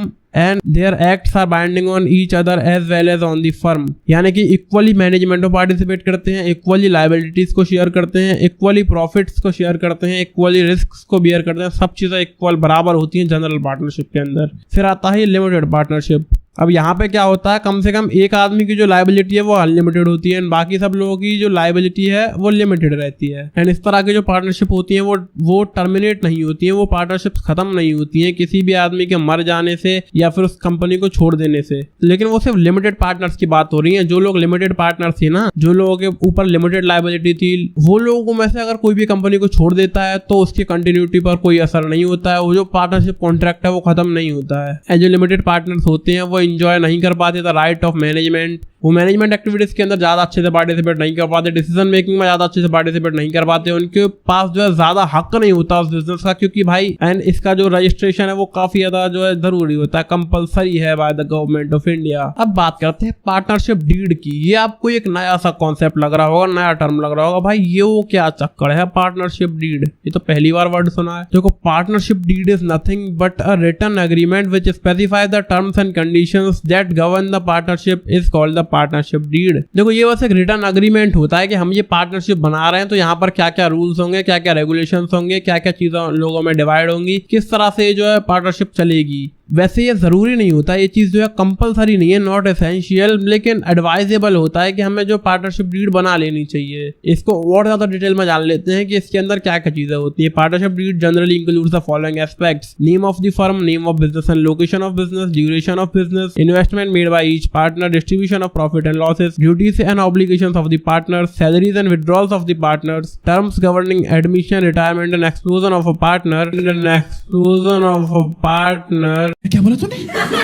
exclusion नहीं, एक्सपल्शन है वो। Interest on capital and interest on drawings, procedure for dissolution of the firm, preparation of accounts and the auditing, methods of solving disputes. ये कुछ चीजें जो है लिखी हुई होती है पार्टनरशिप डीड के अंदर। अब आता है रजिस्ट्रेशन, यानी कि पार्टनरशिप फर्म्स का रजिस्ट्रेशन कैसे होता है। वैसे तो जरूरी नहीं है, मैंने आपको पहले ही बताया था, कंपलसरी नहीं है, लेकिन जब नहीं करवाते हैं तो कुछ चीजें जो है वो कमी रह जाती है कुछ चीजों की। In case of firm does not get registered it is deprived from many benefits. The consequences of non registration of a firm are as follows, यानी कि क्या क्या कमियां रह जाती हैं जब हम अपनी फर्म को रजिस्टर नहीं कराते हैं। अब देखो किसी भी अनरजिस्टर्ड फर्म का कोई भी पार्टनर पूरी फर्म के अगेंस्ट या फिर किसी दूसरे पार्टनर के अगेंस्ट केस फाइल नहीं कर सकता, क्योंकि वो फर्म रजिस्टर्ड ही नहीं है, तो केस कैसे करोगे। वो किसी थर्ड पार्टी के अगेंस्ट केस नहीं कर सकते, क्योंकि जब तुम्हारी कंपनी रजिस्टर्ड ही नहीं है तो तुम कैसे, मतलब क्या हक बनता है तुम्हारा गवर्नमेंट की किसी भी चीज में टांग अड़ाने का। लाइक गवर्नमेंट के किसी भी फीचर का, किसी भी फैसिलिटी का तुम यूज नहीं कर सकते हो, तुम किसी के ऊपर केस नहीं कर सकते, तुम किसी पार्टनर के ऊपर केस नहीं कर सकते, पूरी फर्म के ऊपर केस नहीं कर सकते, किसी दूसरी फर्म के ऊपर केस नहीं कर सकते, because you are not registered. यहीं पर खत्म हो जाता है रजिस्ट्रेशन। लाइक क्या क्या नुकसान है रजिस्ट्रेशन ना करवाने के। अब बात करते हैं प्रोसेस के बारे में, रजिस्ट्रेशन का प्रोसेस क्या होता है। अब देखो यहाँ पर बस हमें एक एप्लीकेशन लिखनी होती है जिसके अंदर कुछ कुछ चीजें होती है। Name of the firm, location of the firm, name of other places where the firm carries on business, यानी कि और किन किन जगहों पर ये कंपनी चलती है। The date when each partner joined the firm, हर एक पार्टनर ने किस किस डेट को कंपनी ज्वाइन करी वो चीज। Name and addresses of the partner, duration of the partnership. And ये जो एप्लीकेशन है हर एक पार्टनर से साइन होनी चाहिए, सबके सिग्नेचर उसके ऊपर होने चाहिए। अब यहाँ पे एक कुछ फीस होती है जो कि हमें सबमिट करनी पड़ती है रजिस्ट्रार ऑफ द फर्म को। एंड इसके बाद क्या होगा, जो हमारा रजिस्ट्रार है वो अप्रूवल करेगा इस चीज का, एक एंट्री करेगा रजिस्टर ऑफ फर्म्स के अंदर, एंड फिर हमें एक सर्टिफिकेट ऑफ रजिस्ट्रेशन मिल जाएगा कि आपकी जो कंपनी सक्सेसफुली रजिस्टर हो चुकी है। देखो सबसे पहले आता है कोऑपरेटिव सोसाइटीज। देखो कोऑपरेटिव सोसाइटी को अगर हम आसान भाषा में समझने की कोशिश करें तो इस बिजनेस का जो मेन मोटिव है वो पैसा कमाना बिल्कुल भी नहीं होता। पैसा कमाना बोले तो प्रॉफिट कमाना इस बिजनेस का मोटिव नहीं है। इसका जो मेन मोटिव होता है वो होता है वेलफेयर ऑफ द मेंबर्स, यानी कि इसके जो मेंबर्स हैं उनको फायदा हो सके। और अपने मेंबर्स का फायदा ये लोग करते कैसे। यहाँ पे ऐड क्यों आ गया पीछे यार, मस्त एस्थेटिक बैकग्राउंड लगा के रखा था, बीच में ऐड आ गया। हाँ, तो हम बात कर रहे थे ये लोग वेलफेयर ऑफ द मेंबर्स करते कैसे हैं। देखो इनका क्या काम है, ये मिडल मैन को हटा देते हैं साइड में से। जो मिडल मैन होते हैं ना, बोले तो होलसेलर्स एंड अपने रिटेलर्स वगैरह, उन दुकानदारों को बीच में से हटा के अपना सामान जो है डायरेक्टली कंपनी से परचेस करके अपने लोगों में बांट देना, ये इनका मोटिव है। इसी तरह से इनका जो बिजनेस है ये काम करता है। अब यहाँ पे होता क्या है, 10 या उससे ज्यादा कुछ एडल्ट लोग आते हैं, मिलते हैं, जुलते हैं और एक कंपनी बनाते हैं कि भाई साहब हम कंपनी बनाएंगे, हम पूरा फंड्स इकट्ठे करा करेंगे, सब लोग मिलकर फंड्स डालेंगे और सामान डायरेक्ट कंपनी से खरीदेंगे, सस्ते में खरीदेंगे और बहुत कम प्रॉफिट मार्जिन के ऊपर अपने ही मेंबर्स में बांट देंगे। तो उससे थोड़ा बहुत अगर ये लोग प्रॉफिट कमाते भी हो तो उसे भी आपस में बांट लेते हैं। और कभी कभी ये लोग प्रॉफिट कमाते भी नहीं है, क्योंकि कंपनी से सामान लिया और आपस में बांट लिया, सस्ता पड़ गया इन लोगों को। इन्होंने मिडल मैन को हटा दिया, जिससे जो चीजें बहुत ज्यादा महंगी हो जाती है, उन सब चीजों को इन्होंने हटा दिया और सब सामान सस्ते में ले लेते हैं। ये इनका मेन मोटिव है कि लोगों की वेलफेयर हो सके, अपने जो मेंबर्स हैं उनका फायदा हो सके, उन्हें कम पैसों में सामान मिल सके। अब फॉर एन एग्जांपल, आपको कोई मोबाइल फोन खरीदना है जो कि आप रिटेलर से खरीदोगे तो 20,000 रुपए का आपको मिलेगा, लेकिन जब आप उसे डायरेक्टली कंपनी से खरीदोगे ना तो आपको कुछ सस्ता मिलेगा। लेकिन वहां पर एक कंडीशन होती है, वो जो कंपनी है ना वो आपको एक यूनिट नहीं देगी उस स्मार्टफोन का, आपको ज्यादा यूनिट्स लेने पड़ेंगे और ज्यादा यूनिट के लिए ज्यादा पैसा लगेगा और ज्यादा लोग लगेंगे। उसे यूज कौन करेगा? मान लो आपने बहुत सारा पैसा डाल के ज्यादा मोबाइल ले भी लिए, 100 यूनिट्स ले भी लिए, तो करोगे क्या 100 यूनिट्स का? तो आपकी कोऑपरेटिव सोसाइटी के अंदर 100 लोग होंगे जो कि उनको इस्तेमाल करेंगे एंड सस्ते में मोबाइल फोन को परचेज कर लेंगे। हो सकता है 20,000 के बजाय आपको 15,000 में 16,000 में पड़ जाए। थोड़ा बहुत प्रॉफिट आप मान लो लगा भी लोगे तो 16,000 का आपको पड़ा, 1,000 रुपए प्रॉफिट लगे, 17,000 में आप सब मेंबर्स को बेच दोगे। इस तरह से सब लोग जो है थोड़ा थोड़ा फायदा कर लेंगे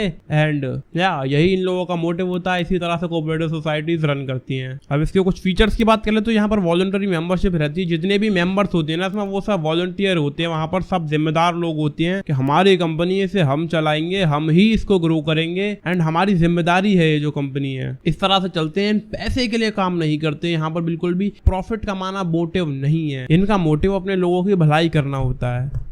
दूसरे पॉइंट की बात करेंगे तो यहाँ पर लीगल स्टेटस बना रहता है। गवर्नमेंट को लगता है ये जो कंपनी है ये बिजनेस है, बिजनेस की तरह चल रहा है और यहाँ पर लोगों का फायदा भी होता रहता है। अगला पॉइंट आता है limited liability, more the investment more the liability. आपने कंपनी के अंदर जितना इन्वेस्टमेंट किया होगा उतनी ही आपके ऊपर लायबिलिटी होगी, यानी कि लिमिटेड होगी। आपने कंपनी में 1 लाख रुपए डाले तो सिर्फ 1 लाख बराबर ही आपकी लायबिलिटी है। ऐसा नहीं है कि आपकी पूरी लायबिलिटी जो इक्वली शेयर करी जाएगी। मान लो 100 लोग है किसी इस कोऑपरेटिव सोसाइटी के अंदर, क्योंकि इसमें तो बहुत लोग होते हैं, कितने भी रह सकते हैं, 10 से तो शुरुआत ही होती है यहाँ पे। तो अगर 100 लोग हैं इस सोसाइटी के अंदर, आपने 1 लाख रुपए डाले, किसी ने 1 करोड़ रुपए डाले, तो क्या आप दोनों की लायबिलिटी सेम होगी? बिल्कुल भी नहीं होगी। आपने 1 लाख रुपए डाले तो आपकी उस हिसाब से लायबिलिटी होगी, किसी ने 1 करोड़ रुपए इन्वेस्ट करके रखे हैं तो उसकी उस हिसाब से लायबिलिटी होगी, लिमिटेड होती है, जो कि काफी अच्छी चीज है। अब बात करेंगे कि इसके अंदर कंट्रोल कैसे होता है, इस कंपनी को कंट्रोल कौन करता है, कैसे करता है? जब इतने सारे लोग हैं तो क्या सब मिलकर कंट्रोल करते हैं? जी नहीं, ऐसा बिल्कुल भी नहीं है। यहाँ पर जो है इलेक्शंस होते हैं, हमारे जो सारे मेंबर्स हैं वो वोट करते हैं। एक मैनेजिंग कमेटी के लिए मैनेजिंग कमेटी बनाई जाती है, वही डिसीजन लेती है, वही इस सोसाइटी को रन करती है। अगला पॉइंट आता है सर्विस मोटिव, यानी कि ये जो म्यूचुअल वेलफेयर के लिए बना होता है, ना कि पैसे के लिए। मैंने पहले ही बताया। आगे चलेंगे, इसके कुछ फायदों के बारे में बात कर लेते हैं। यहाँ पर इक्वालिटी होती है वोटिंग स्टेटस में, सबका एक वोट की एक ही वैल्यू होती है, मतलब एकदम डेमोक्रेटिक मामला रहता है इस कंपनी के अंदर भी। दूसरा आता है लिमिटेड लायबिलिटी। मैंने पहले ही बताया आपको, लिमिटेड लायबिलिटी होती है। कम पैसा डालोगे तो कम लायबिलिटी होगी, कंपनी में ज्यादा पैसा डाला होगा तो ज्यादा लायबिलिटी होगी। तीसरा चीज है स्टेबल एग्जिस्टेंस, इसकी बनी रहती है। डेथ, बैंकरप्सी या फिर Ingenuity of members does not affect the continuity. अगर कोई आदमी मर जाता है, पागल हो जाता है, कंपनी को छोड़ देता है, तो उससे जो इसकी कंटिन्यूटी पर कोई भी फर्क नहीं पड़ता है। अगला पॉइंट है economy in operation, focus is on elimination of middle man, यानी कि जो मिडल मैन होते हैं ना, होलसेलर्स एंड रिटेलर्स, उनको हटाना इनका मेन मोटिव होता है। एंड अपने लोग आपस में प्रोड्यूसर्स एंड कंज्यूमर्स मिलकर इस सोसाइटी को बनाते हैं और आपस में काम बढ़िया चलता रहता है। इनका सस्ते में चीजें बनाते हैं, यूज करते हैं एंड मिडल मैन का झंझट हटा देते हैं। जो लोग प्रॉफिट कमाने के लिए बैठे हैं ना, उनको हटा के सस्ते में चीजों को एंजॉय करते हैं ये। अगला पॉइंट आता है सपोर्ट फ्रॉम गवर्नमेंट। अब देखो इसके अंदर क्या होता है, ये जो है एग्जाम्पलीफाई करता है द आइडिया ऑफ डेमोक्रेसी को, यानी कि इसके अंदर डेमोक्रेसी है भाई। सब लोग वोट करते हैं तब जाके इनकी कमेटी बनती है, मैनेजिंग कमेटी, एंड वो इस सबको मैनेज करती है। तो ये चीज जो काफी बढ़िया बन जाती है, तो गवर्नमेंट भी इनको मस्त सपोर्ट करती है। और गवर्नमेंट किस तरह सपोर्ट करती है? वो सपोर्ट करती है low taxes, subsidies, low interest rate on loans etcetera, इन तरह की चीजों में। जब आप लोन लोगे तो आपको कम इंटरेस्ट रेट देना पड़ेगा,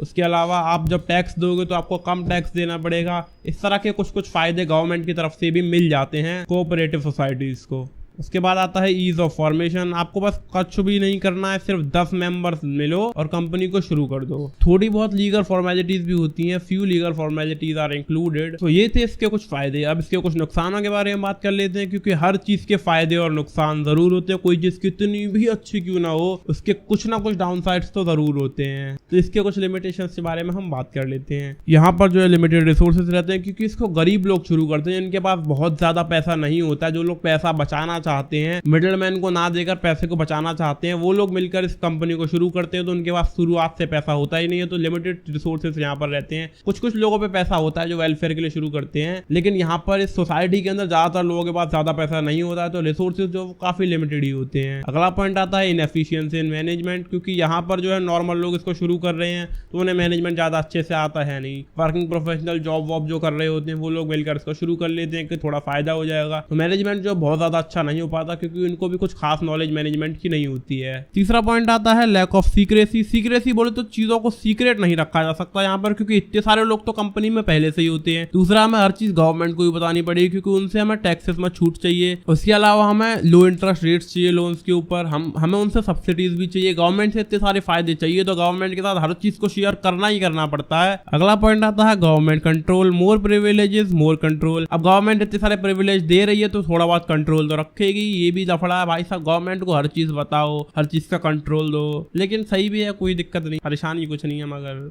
हाँ गवर्नमेंट को बताते रहो सब बात और कंट्रोल देते रहो। समझ रहे हो ना आप। लास्ट में यहाँ पर पॉइंट आता है डिफरेंसेस ऑफ ओपिनियन, यानी कि इतने सारे लोग हैं तो इतने सारे ओपिनियंस होंगे, जिस वजह से दिक्कतें भी वैसे होती रहती हैं। पारिवारिक माहौल है, अब बहुत सारे लोग होते हैं, बहुत सारे ओपिनियंस होते हैं, काफी ज्यादा अंतर आ जाता है ओपिनियंस के अंदर, जिस वजह से कभी कभी डिस्प्यूट्स भी हो जाते हैं। अब यहाँ पर कुछ टाइप्स ऑफ कोऑपरेटिव सोसाइटीज भी होती है, जिनमें सबसे पहले आते हैं कंज्यूमर्स कोऑपरेटिव सोसाइटी, जिस बारे में हम शुरू से लेकर अब तक बात कर रहे थे। लोग क्या करते हैं, बल्क में चीजें परचेज कर लेते हैं, अपने लोगों में बांट लेते हैं, थोड़ा बहुत प्रॉफिट बचता है तो उसे भी आपस में ही बांट लेते हैं। फिर आता है प्रोड्यूसर्स कोऑपरेटिव सोसाइटी। अब प्रोड्यूसर्स क्या करते हैं, मान लो जो नए नए प्रोड्यूसर्स हैं, जिन्होंने नई नई कंपनी अभी शुरू करी है, उनके पास रॉ मटेरियल कहाँ से आएगा। देखो बहुत सारे मालिक मिलते हैं अपनी अलग अलग कंपनियों के, और क्या करते हैं, कोऑपरेटिव सोसाइटी बनाते हैं और रॉ मटेरियल जो है बल्क में और सस्ते में परचेज कर लेते हैं। तीसरा आता है मार्केटिंग कोऑपरेटिव सोसाइटीज। अब देखो बहुत सारे बिजनेसेस ऐसे होते हैं जिनके पास बहुत ज्यादा पैसा नहीं है कि वो अपने बिजनेस की मार्केटिंग कर सकें, एडवर्टाइजिंग वगैरह कर सकें,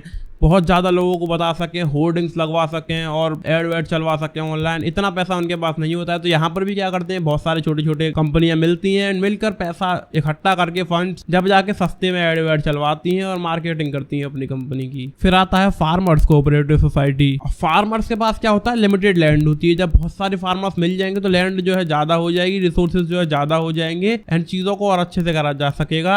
हमारी जो एग्रीकल्चरल एक्टिविटीज होती हैं उनको और बड़ी लेवल पर कर सकते हैं। ज्यादा जो है जब फार्मर्स मिल जाएंगे तो उस चीज को बहुत बड़ी लेवल पर करा जाएगा। तो यहाँ पर भी फार्मर कोऑपरेटिव सोसाइटीज भी होती हैं। फिर आती हैं क्रेडिट कोऑपरेटिव सोसाइटीज। अब ये सोसाइटीज क्या करती हैं, जो भी लोगों को पैसे वैसे की जरूरत रहती है ना समय समय के साथ, भाई साहब हमें पैसा चाहिए, हमें बैंक जो है बहुत ज्यादा इंटरेस्ट के ऊपर लोन दे रही है, तो ऐसे लोग मिलजुल कर थोड़ा थोड़ा पैसा डालते रहते हैं अपनी कोऑपरेटिव सोसाइटी के अंदर, डालते रहते हैं हर महीने। एंड जब किसी को भी लोन वोन की जरूरत होती है तो उसे बहुत कम इंटरेस्ट रेट पर लोन दिया जाता है, एंड जो भी थोड़ा बहुत प्रॉफिट होता है उसे भी ये लोग आपस में बांट लेते हैं। अब लास्ट में आता है कोऑपरेटिव हाउसिंग सोसाइटीज। अब ये भी बिल्कुल सेम होती है क्रेडिट कोऑपरेटिव सोसाइटीज के तरह। वहां पर क्या होता है, लोग मिलजुल के लोन का जुगाड़ करते हैं, कम इंटरेस्ट के ऊपर लोन दे दिया जाता है अपने मेंबर्स को। यहाँ पर क्या होता है, कम इंटरेस्ट के ऊपर हाउसिंग लोन दे दिया जाता है अपने लोगों को। तो इस तरह से कुछ टाइप्स ऑफ सोसाइटीज भी होती हैं, types of cooperative societies. Let's get ahead. अब आ जाता है पांचवा टाइप, जो कि है जॉइंट स्टॉक कंपनी। अब जॉइंट स्टॉक कंपनीज क्या होती है, इसे भी हम आसान भाषा में समझेंगे और एग्जाम्पल के साथ आपको समझाएंगे। देखो जिस कंपनी का आप इस समय स्मार्टफोन यूज कर रहे हो, कंप्यूटर यूज कर रहे हो, कंप्यूटर के अंदर जो पार्ट्स हैं उन्हें यूज कर रहे हो, वो जिन जिन कंपनीज के भी हैं, मैं ये टैबलेट इस्तेमाल कर रहा हूँ, मेरा माइक्रोफोन है, ये सब ज्यादातर जॉइंट स्टॉक कंपनीज की तरफ से ही आता है। जॉइंट स्टॉक कंपनीज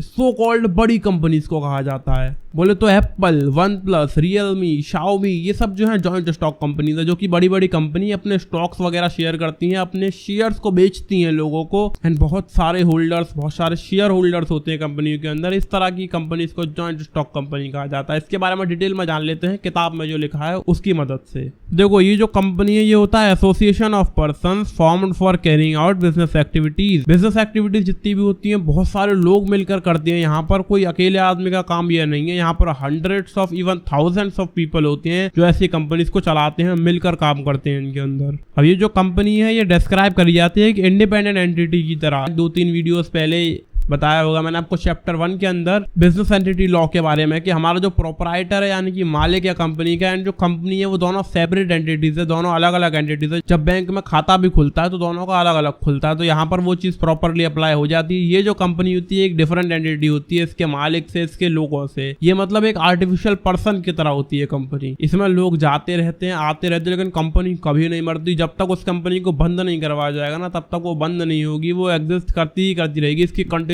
अनलिमिटेड होती है भाई साहब। चाहे सब लोग मर जाएं, इसके एक दिन कंपनी के सारे एम्प्लॉय चले जाएं, मेंबर्स चले जाएं, सारे शेयर होल्डर्स चले जाएं, मालिक चले जाए, पूरा मैनेजमेंट चला जाए, लेकिन वो जो कंपनी है वो तब भी एग्जिस्ट कर रही होगी। इस तरह की कंटिन्यूटी होती है इसकी। अब यहाँ पर जो शेयर होल्डर्स होते हैं वो इसके मालिक होते हैं, बोले तो ओनर्स, क्योंकि उन्होंने अपना पैसा इसके अंदर डाल के रखा है, तो वो जितना % पैसा उसके अंदर डाल के रखा है उतने % के मालिक है वो उसके। एंड इसको मैनेज कौन करता है? वो करता है बोर्ड ऑफ डायरेक्टर्स, BOD। आपने बहुत सुना होगा, बोर्ड ऑफ डायरेक्टर्स जो है वो इसकी मैनेजिंग बॉडी होती है, चीफ मैनेजिंग बॉडी। अब इसका जो कैपिटल है वो स्मॉल पार्ट्स में डिवाइडेड होता है जिनको हम शेयर्स कहते हैं। आपने सुना होगा शेयर मार्केट के बारे में थोड़ा बहुत ज्यादा, तो हम आगे के चैप्टर्स में जान लेंगे, उसकी कोई दिक्कत नहीं, लेकिन अभी के लिए जान लो शेयर्स बोले तो पार्ट्स होते हैं उसकी कैपिटल के, जिनमें वो कंपनी का कैपिटल डिवाइडेड रहता है। जिसने जितना पैसा डाल के रखा है कंपनी के अंदर वो उतना ही % का उसका शेयर होल्डर है। एंड ये जो शेयर है आराम से बेचे जा सकते हैं, एक आदमी से दूसरे आदमी को ट्रांसफर किए जा सकते हैं, accept in a private company. Private company में नहीं ऐसा होता। आगे चलेंगे इसके कुछ फीचर्स के बारे में बात कर लेते हैं। काफी सारे इसके फीचर्स होते हैं। देखो मैंने कहा ना आर्टिफिशियल पर्सन होता है, गवर्नमेंट की तरफ से सर्टिफाइड एक आर्टिफिशियल पर्सन है। चाहे उसमें काम करने वाले सब लोग मर जाएं, सब लोग उसको छोड़ दें, लेकिन वो फिर भी बनी रहेगी, उसकी जो है सेपरेट लीगल एंटिटी रहती है वो एकदम। अब इसका जो फॉर्मेशन है ना वो काफी टेढ़ा काम है, बहुत टाइम कंज्यूमिंग, बहुत एक्सपेंसिव एंड बहुत कॉम्प्लिकेटेड प्रोसेस होता है इसका फॉर्मेशन। बहुत सारी लीगल फॉर्मेलिटीज, हंड्रेड्स ऑफ जगह पर साइन करना पड़ता है प्रोपराइटर को, ना जाने कितने सारे लोगों की जरूरत पड़ती है तब जाके इस तरह की कंपनी बनाई जाती है। सबसे ज्यादा complicated form of business organisation है ये। अब यहाँ पे होता है परपेचुअल सक्सेशन, यानी कि जो कंपनी है जब क्रिएट करी जाती है लॉ के द्वारा तो क्लोज भी सिर्फ लॉ के द्वारा करी जा सकती है, और वो एक स्पेसिफिक प्रोसेस होता है उस चीज का भी जिसको हम वाइंडिंग अप कहते हैं। जब वाइंडिंग अप जो है कंपनी की डन हो जाती है, सारी फॉर्मेलिटीज हो जाती है कंप्लीट, तब जाकर ये कंपनी बंद होती है। ऐसे नहीं कि लोग मर गए तो कंपनी बंद हो गई, ऐसा बिल्कुल भी नहीं होता। इसका मतलब इसको बनाना भी मुश्किल और बंद करना भी मुश्किल। अब बात आती है इसको कंट्रोल कौन करता है, तो मैंने आपको पहले ही बताया था BOD बोले तो बोर्ड ऑफ डायरेक्टर्स जो है इसको कंट्रोल करता है। फिर आती है लायबिलिटी। देखो more the investment more the liability. आप कंपनी के शेयर होल्डर हो, आपने जितना पैसा कंपनी के अंदर लगा के रखा होगा उतनी ही आपके ऊपर लायबिलिटी है, तो यहाँ पर भी लिमिटेड लायबिलिटी रहती है। अब यहाँ पर एक अजीब सा पॉइंट आपको मिलेगा जो कि है कॉमन सील। अब ये तो एकदम नया लग रहा होगा आपको, आपने किसी भी टाइप ऑफ बिजनेस में ये चीज नहीं पढ़ी। तो ये क्या है? ये कॉमन सील होती है, एक स्टैंप होती है कंपनी की। आपने स्टैंप वगैरह देखी होंगी, आपके स्कूल की स्टैंप होती है, आपके HOD की स्टैंप होती है, स्कूल के अंदर अलग अलग HOD की अलग अलग स्टैंप भी रहती है। तो इसी तरह इस कंपनी की भी एक स्टैंप होती है, क्योंकि इस कंपनी को कोई अकेला मालिक तो होता नहीं है जो साइन कर देगा तो भाई सब लोग हो गए कंपनी की तरफ से साइन। नहीं, जब कंपनी आर्टिफिशियल पर्सन है तो उसके साइन भी आर्टिफिशियल होने चाहिए, लेकिन वो आर्टिफिशियल पर्सन है, कंपनी हाथ तो है नहीं जो वो साइन कर पाएगी, तो इसलिए उसके लिए एक स्टैंप बनवाई जाती है। उस स्टैंप को लगा दिया यानी कि कंपनी की तरफ से अप्रूव्ड है वो डॉक्यूमेंट, लाइक जहां पर भी लगवा दिया। यहाँ पर रिस्क बियरिंग की बात करोगे तो सब लोग मिलकर रिस्क बियर करते हैं, जितने भी शेयर होल्डर्स है इसके अंदर वो सब रिस्क बियर करते हैं। जितना पैसा आपने उसके अंदर डाल के रखा है उतना ही आपके ऊपर रिस्क है। आगे आएंगे इसके कुछ फायदों के बारे में बात कर लेंगे। तो यहाँ पर लिमिटेड लायबिलिटी होती है, मैंने पहले ही कहा आपको जितना पैसा डालोगे उतनी लायबिलिटी होगी, उतना ही रिस्क होगा। अगला आता है ट्रांसफर ऑफ इंटरेस्ट। ये जो शेयर्स होते हैं वो एक आदमी से दूसरे को ट्रांसफर करे जा सकते हैं कभी भी किसी भी समय। अब मान लो मैं और आप किसी एक कंपनी में शेयर होल्डर है, मेरा मन करता है कि इस कंपनी का शेयर होल्डर मुझे नहीं रहना, मुझे तो इसके शेयर्स बेचने हैं, तो मैं आराम से ये कर सकता हूँ कि आपको उसकी शेयर्स बेच दूं और आप उसके मालिक हो गए, दैट्स इट, काम खत्म। इतना आसान है। यहाँ पर परपेचुअल एक्सिस्टेंस रहती है, मैंने पहले भी कहा मेंबर्स मरते रहते हैं, आते रहते हैं, जाते रहते हैं, लेकिन कंपनी रहती है बनी हुई जब तक उसकी वाइंडिंग अप ना करवा दी जाए, जब तक उसको वाइंड अप ना करा दिया जाए। बोले तो एक लीगल प्रोसेस होता है बहुत बड़ा सा, जिसके अंदर आपको सब डॉक्यूमेंट्स वगैरह पे साइन वाइन करने होते हैं, शेयर होल्डर्स वगैरह के साइन लेने होते हैं, बहुत सारी लीगल फॉर्मेलिटीज होती हैं, तब जाकर वो कंपनी बंद होती है। यहाँ पे स्कोप ऑफ एक्सपेंशन भी रहता है काफी ज्यादा, इसको मस्त एक्सपेंड करा जा सकता है क्योंकि भाई सब जॉइंट स्टॉक कंपनी है, अपने जो है शेयर्स बेचे जा सकते हैं, शेयर्स बेचो, शेयर होल्डर से पैसा लाओ, बड़ी कंपनी है भाई साहब, बड़े बड़े लोन लेके आओ, खूब सारा पैसा आता रहता है जिससे बढ़िया एक्सपेंशन चलता रहता है और बहुत सारे लोग इसके अंदर बढ़ते रहते हैं, बहुत सारे शेयर होल्डर्स, बहुत सारे मेंबर्स इसके अंदर, लाइक मैनेजर्स भी काफी सारे होते हैं, ओनर्स भी काफी सारे होते हैं। फिर आता है प्रोफेशनल मैनेजमेंट। अब देखो इनके पास अच्छा खासा पैसा होता है तो ये प्रोफेशनल मैनेजमेंट आराम से हायर कर सकते हैं। बड़े बड़े जो भारी भारी दिमाग वाले लोग होते हैं, मैनेजर्स, MBA वगैरह करके आए हुए, उन लोगों को ये आराम से हायर कर लेते हैं एंड बहुत टॉप का मैनेजमेंट होता है, तभी तो ये कंपनी सो कॉल्ड बड़ी कंपनीज कहलाती हैं। अब मैंने आपको कई बार बताया है, जिस चीज़ के जितने फायदे होते हैं उतने नुकसान भी होते हैं। देखो इसके फायदे कम थे और नुकसान का देख रहे हो कितना बड़ा पेज है, फायदे तो 5-6 फायदे थे लेकिन नुकसान देखो तो बहुत सारे लिमिटेशंस भी इसके अंदर रहते हैं। बात कर लेते हैं उनके बारे में डिटेल में। अब मैंने आपको पहले भी कहा था कॉम्प्लेक्सिटी इन फॉर्मेशन, बहुत ज़्यादा टाइम लगता है, बहुत ज़्यादा एफर्ट्स लगते हैं, बहुत ज़्यादा नॉलेज लगती है, बहुत सारी लीगल फॉर्मेलिटीज़ को पूरा करना पड़ता है, तब जाकर इसका फॉर्मेशन होता है।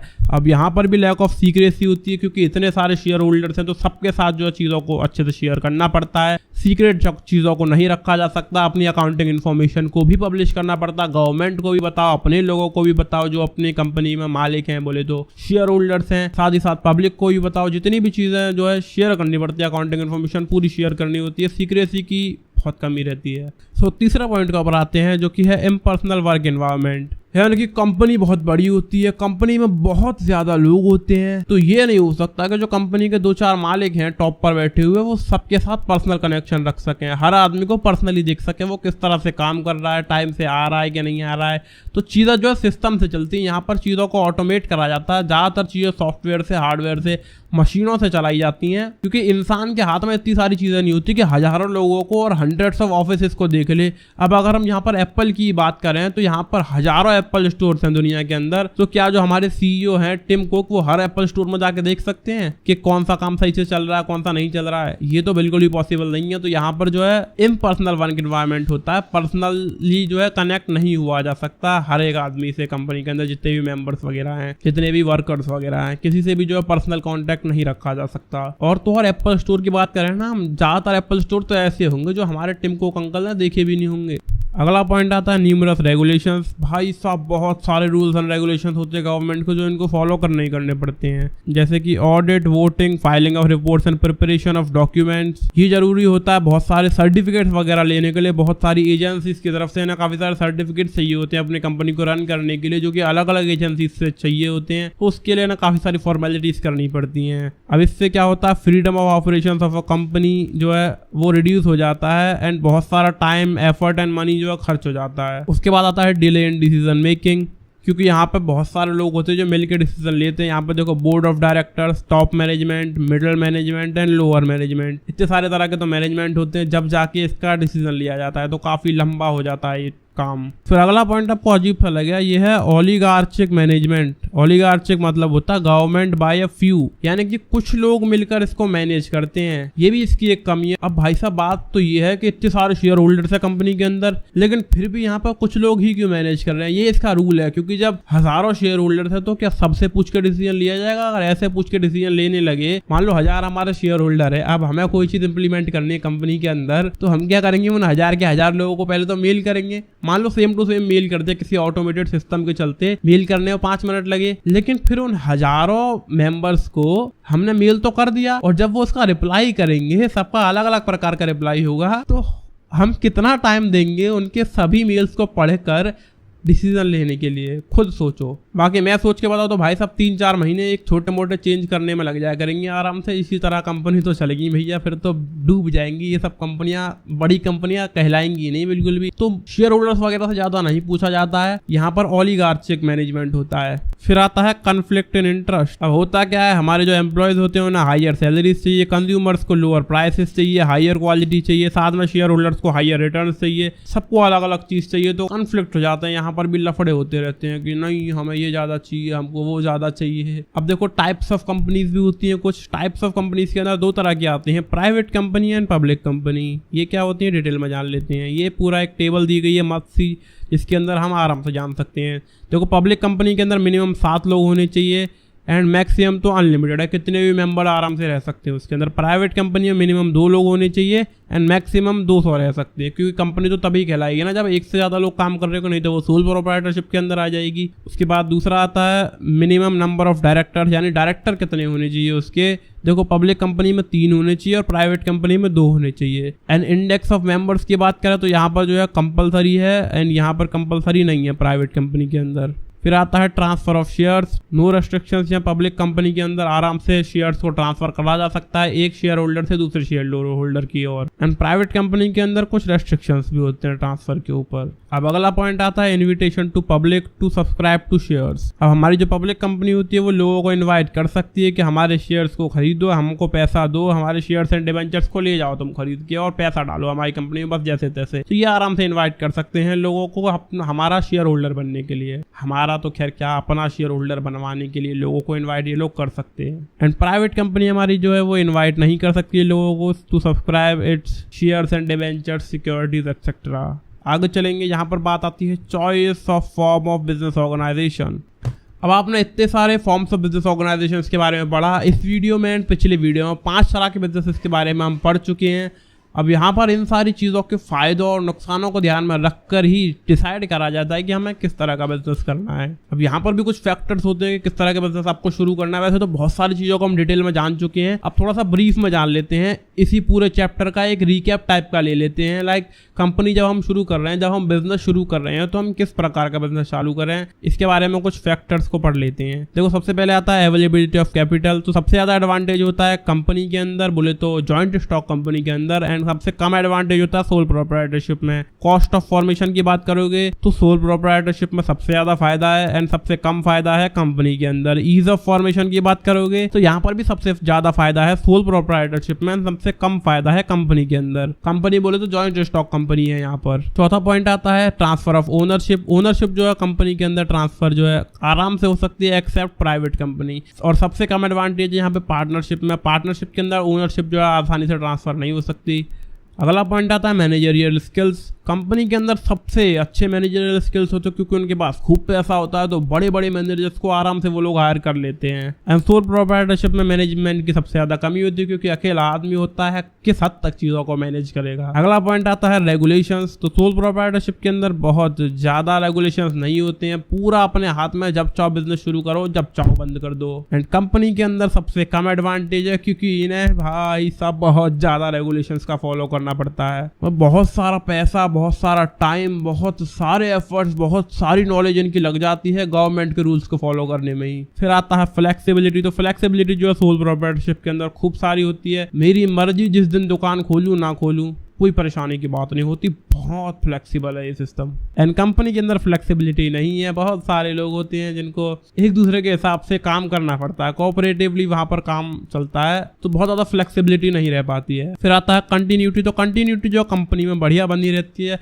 मैंने आपको पहले ही बताया था, कंपनी के सारे मेंबर, सारे बोर्ड ऑफ डायरेक्टर के डायरेक्टर्स, सारे शेयर होल्डर सब क्यों ना मर जाए, लेकिन कंपनी एक आर्टिफिशियल पर्सन की तरह तब भी जिंदा रहेगी जब तक उसको वाइंड अप नहीं करा जाएगा। यहाँ पर सोल प्रोप्राइटरशिप में कंटिन्यूटी की काफी कमी होती है क्योंकि अकेला आदमी जब बीमार हो जाएगा तो बिजनेस कंटिन्यू नहीं हो पाएगा, जब वो आदमी मर जाएगा तब भी बिजनेस कंटिन्यू नहीं हो पाएगा, काफी कमी रह जाती है। अगला पॉइंट आ जाता है लायबिलिटी। लायबिलिटी जो है कंपनी में सबसे बढ़िया रहती है, बहुत लिमिटेड लायबिलिटी, जितना पैसा तुम उसमें डालोगे उतना तुम्हारे ऊपर लायबिलिटी होगी। एंड सोल प्रोप्राइटरशिप में काफी ज्यादा दिक्कत रहती है क्योंकि भाई साहब यहाँ पर सेपरेट एंटिटी है ही नहीं, क्योंकि आपने पैसा कितना डाला उससे कोई फर्क नहीं। वो जो आपका बिजनेस है ना, वो आपके दिल का टुकड़ा है, टुकड़ा तू मेरे दिल का, तो आपको उसे मैनेज करना ही पड़ेगा। आपको अपना सब कुछ क्यों ना दे देना पड़े, अपने बिजनेस को चलाना पड़ेगा, अनलिमिटेड लायबिलिटी है। तो यहाँ पर ये जो पूरा चार्ट है खत्म हो जाता है। कहीं कोई डाउट हो तो कमेंट सेक्शन में पूछ लेना आराम से, आपके लिए हमेशा खोल के रखा हमने 24 घंटे कमेंट सेक्शन, मस्त पूछते रहा करो वहाँ पे तो सवाल।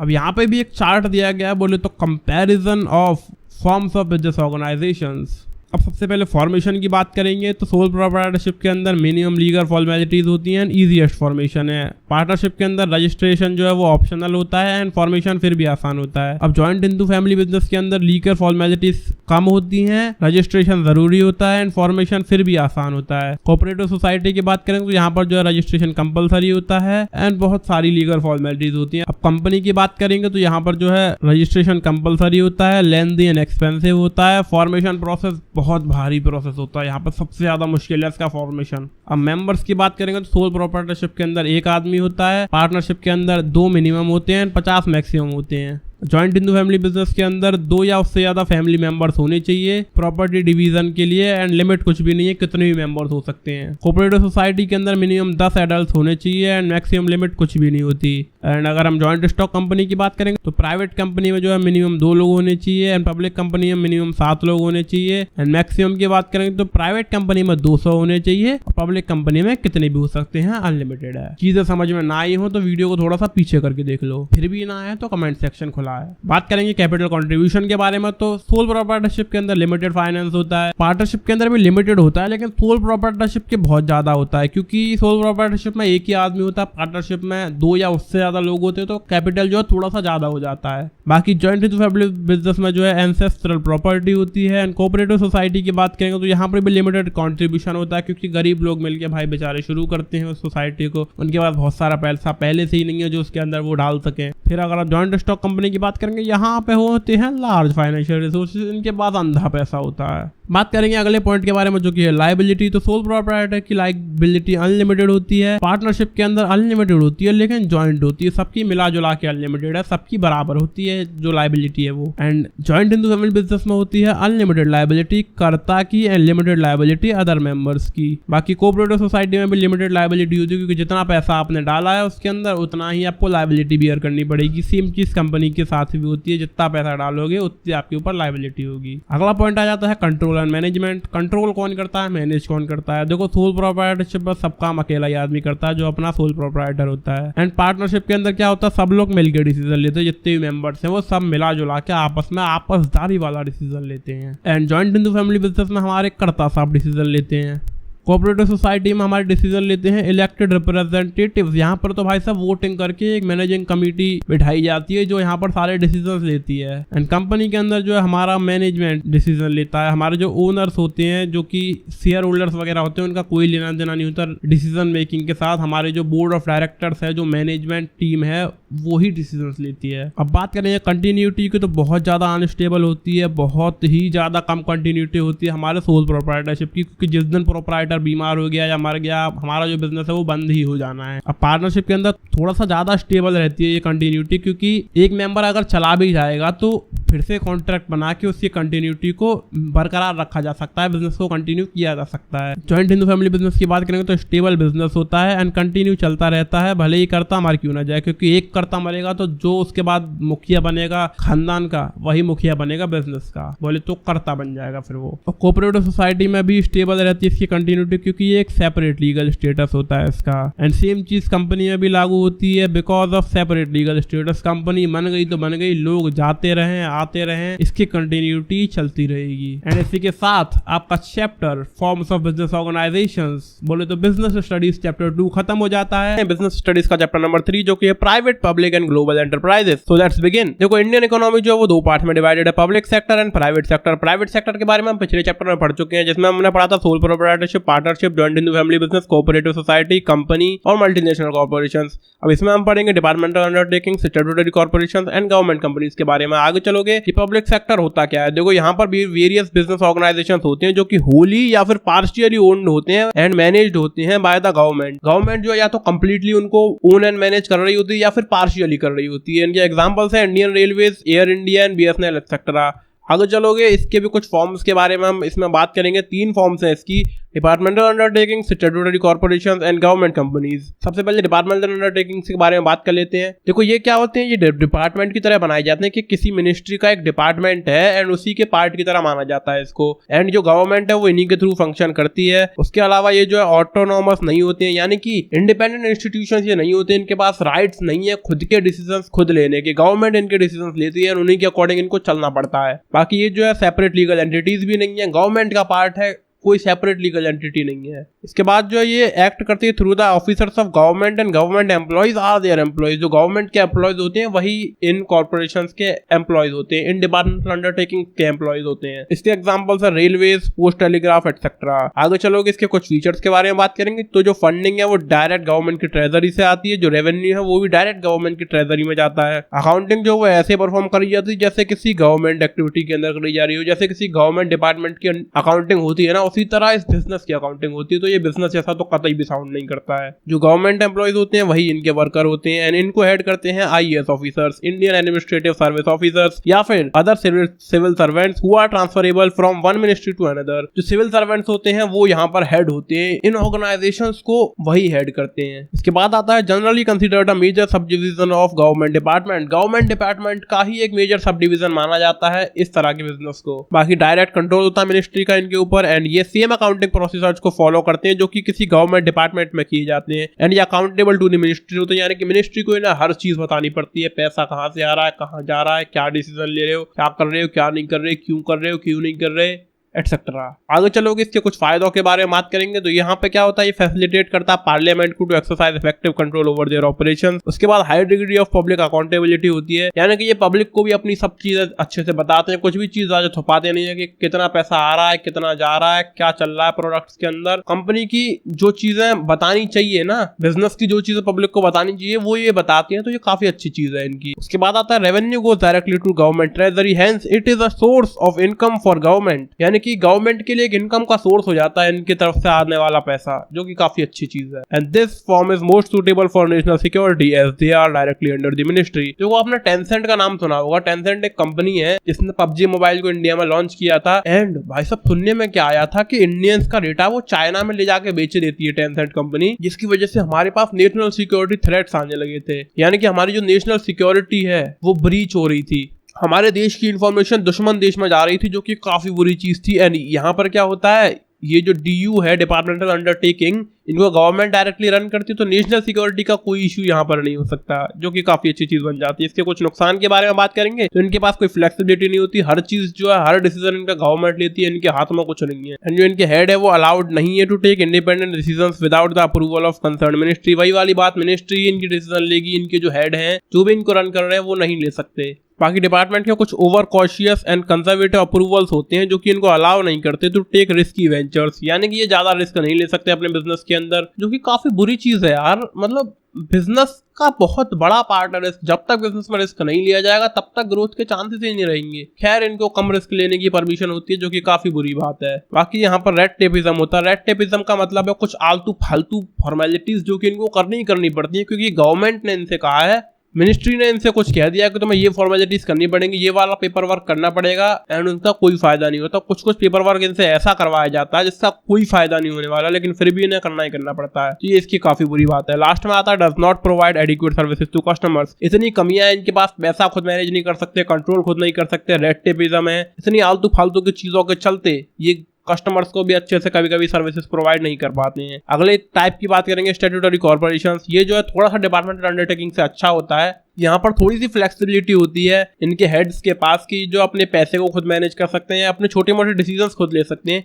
इनके लिए जो पार्लियामेंट के द्वारा एक एक्ट बनाया जाता है, special act of the parliament, जो कि डिफाइन करता है पावर्स एंड फंक्शंस इनके, रूल्स एंड रेगुलेशंस इनके, एंड इनके रिलेशनशिप विद गवर्नमेंट डिपार्टमेंट्स। यानी कि एक एक्ट इनके लिए स्पेशली बनाया जाएगा जिसके अंदर इनकी पावर्स लिखी हुई होंगी कि तुम्हारी इतनी लिमिटेड पावर्स हैं, इनके अंदर रहकर तुम अपने डिसीजंस ले सकते हो, अपना पैसा मैनेज कर सकते हो, अपना कंट्रोल कर सकते हो, और रेड टेपिज्म भी यहाँ पर नहीं होता है, जो कि काफी अच्छी चीज है। एंड यहाँ पर क्या फाइनेंशियल इंडिपेंडेंट होते हैं with clear control over a specified area और अ पर्टिकुलर कमर्शियल एक्टिविटी। वही मैंने आपको पहले बता दिया। और ये सेपरेट लीगल एंटिटी होते हैं, गवर्नमेंट से हटके होते हैं इनकी एंटिटी, इनकी लीगल एग्जिस्टेंस अलग है। इसके कुछ फीचर्स की बात करोगे तो वही वाली बात है जो मैंने अभी आपको बताई। देखो एक स्पेशल एक्ट के अंदर इनको बनाया जाता है बाकी ये होली ओन्ड होते हैं बाय द स्टेट, गवर्नमेंट का लेना देना खास नहीं होता है इसमें। सेपरेट लीगल एंटिटी है, इंडिपेंडेंटली फाइनेंस्ड है, अपने फंड्स को ऑब्टेन करती है borrowings from government and revenue from sales of goods and services से। बाकी ये does not follow same accounting and auditing procedures applicable to government department. ये जो है एक गवर्नमेंट डिपार्टमेंट की तरह नहीं होता है, एक बिजनेस की तरह लगता है, तो उसी की तरह इनकी अकाउंटिंग भी होती है, जो कि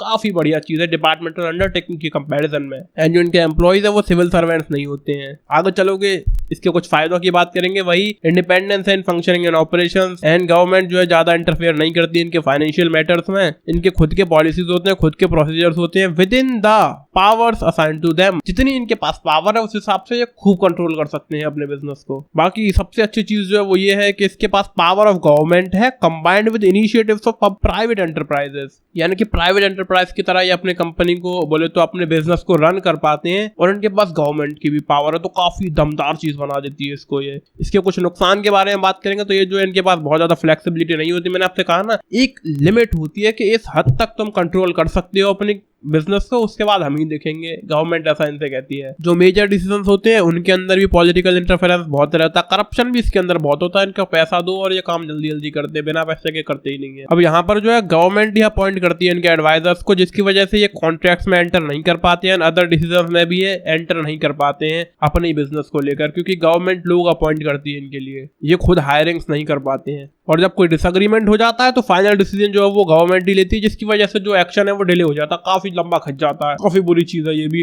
डिपार्टमेंटल अंडरटेकिंग के कंपैरिजन में ये अच्छा है, लेकिन ये उतना अच्छा नहीं है जितना होना चाहिए था। अब सबसे बढ़िया चीज की बात करेंगे जो कि है गवर्नमेंट कंपनी। ये आपको बहुत बहुत ज्यादा सिमिलर लगेगा to the joint stock company, जो कि आपने लास्ट वीडियो में पढ़ा था उसके बारे में। लास्ट वीडियो बोले तो इसका लास्ट चैप्टर बिजनेस स्टडीज का चैप्टर 2। यहाँ पे क्या होता है, एटलीस्ट 50% शेयर्स होते हैं in the hands of central government और स्टेट गवर्नमेंट, और पार्टली बाय बोथ, यानी कि 51% शेयर जो वो गवर्नमेंट के हाथ में होते हैं, और 49% शेयर जो ये बेच देते हैं पब्लिक को। पब्लिक इनकी शेयर होल्डर बन सकती है आराम से, जो कि जॉइंट स्टॉक कंपनी के अंदर होता है, वही सेम इनके अंदर भी होता है। एंड ये भी जो है रजिस्टर्ड होते हैं कंपनीज एक्ट 2013 के अंदर, जो कि जॉइंट स्टॉक कंपनीज रहती हैं, तो काफी सिमिलर ये साउंड कर रहा होगा आपको। बाकी कुछ सर्टेन प्रोविजंस होते हैं for the appointment and retirement of directors and managers. Retirement of managers and directors के अपॉइंटमेंट और रिटायरमेंट के लिए कुछ प्रोविजंस यहाँ पर बनाए गए हैं, और जो शेयर्स होते हैं वो परचेज करे जाते हैं in the name of president of India. President of India के नाम पर ये कंपनी होती है। आगे बात करेंगे इसके कुछ फीचर्स के बारे में, तो सबसे पहले वही कंपनीज एक्ट में रजिस्टर्ड है, और ये केस फाइल कर सकती है किसी एनी थर्ड पार्टी के अगेंस्ट। किसी कंपनी ने इसके साथ कुछ उल्टा सीधा कर दिया तो ये उसके अगेंस्ट केस फाइल कर सकते हैं,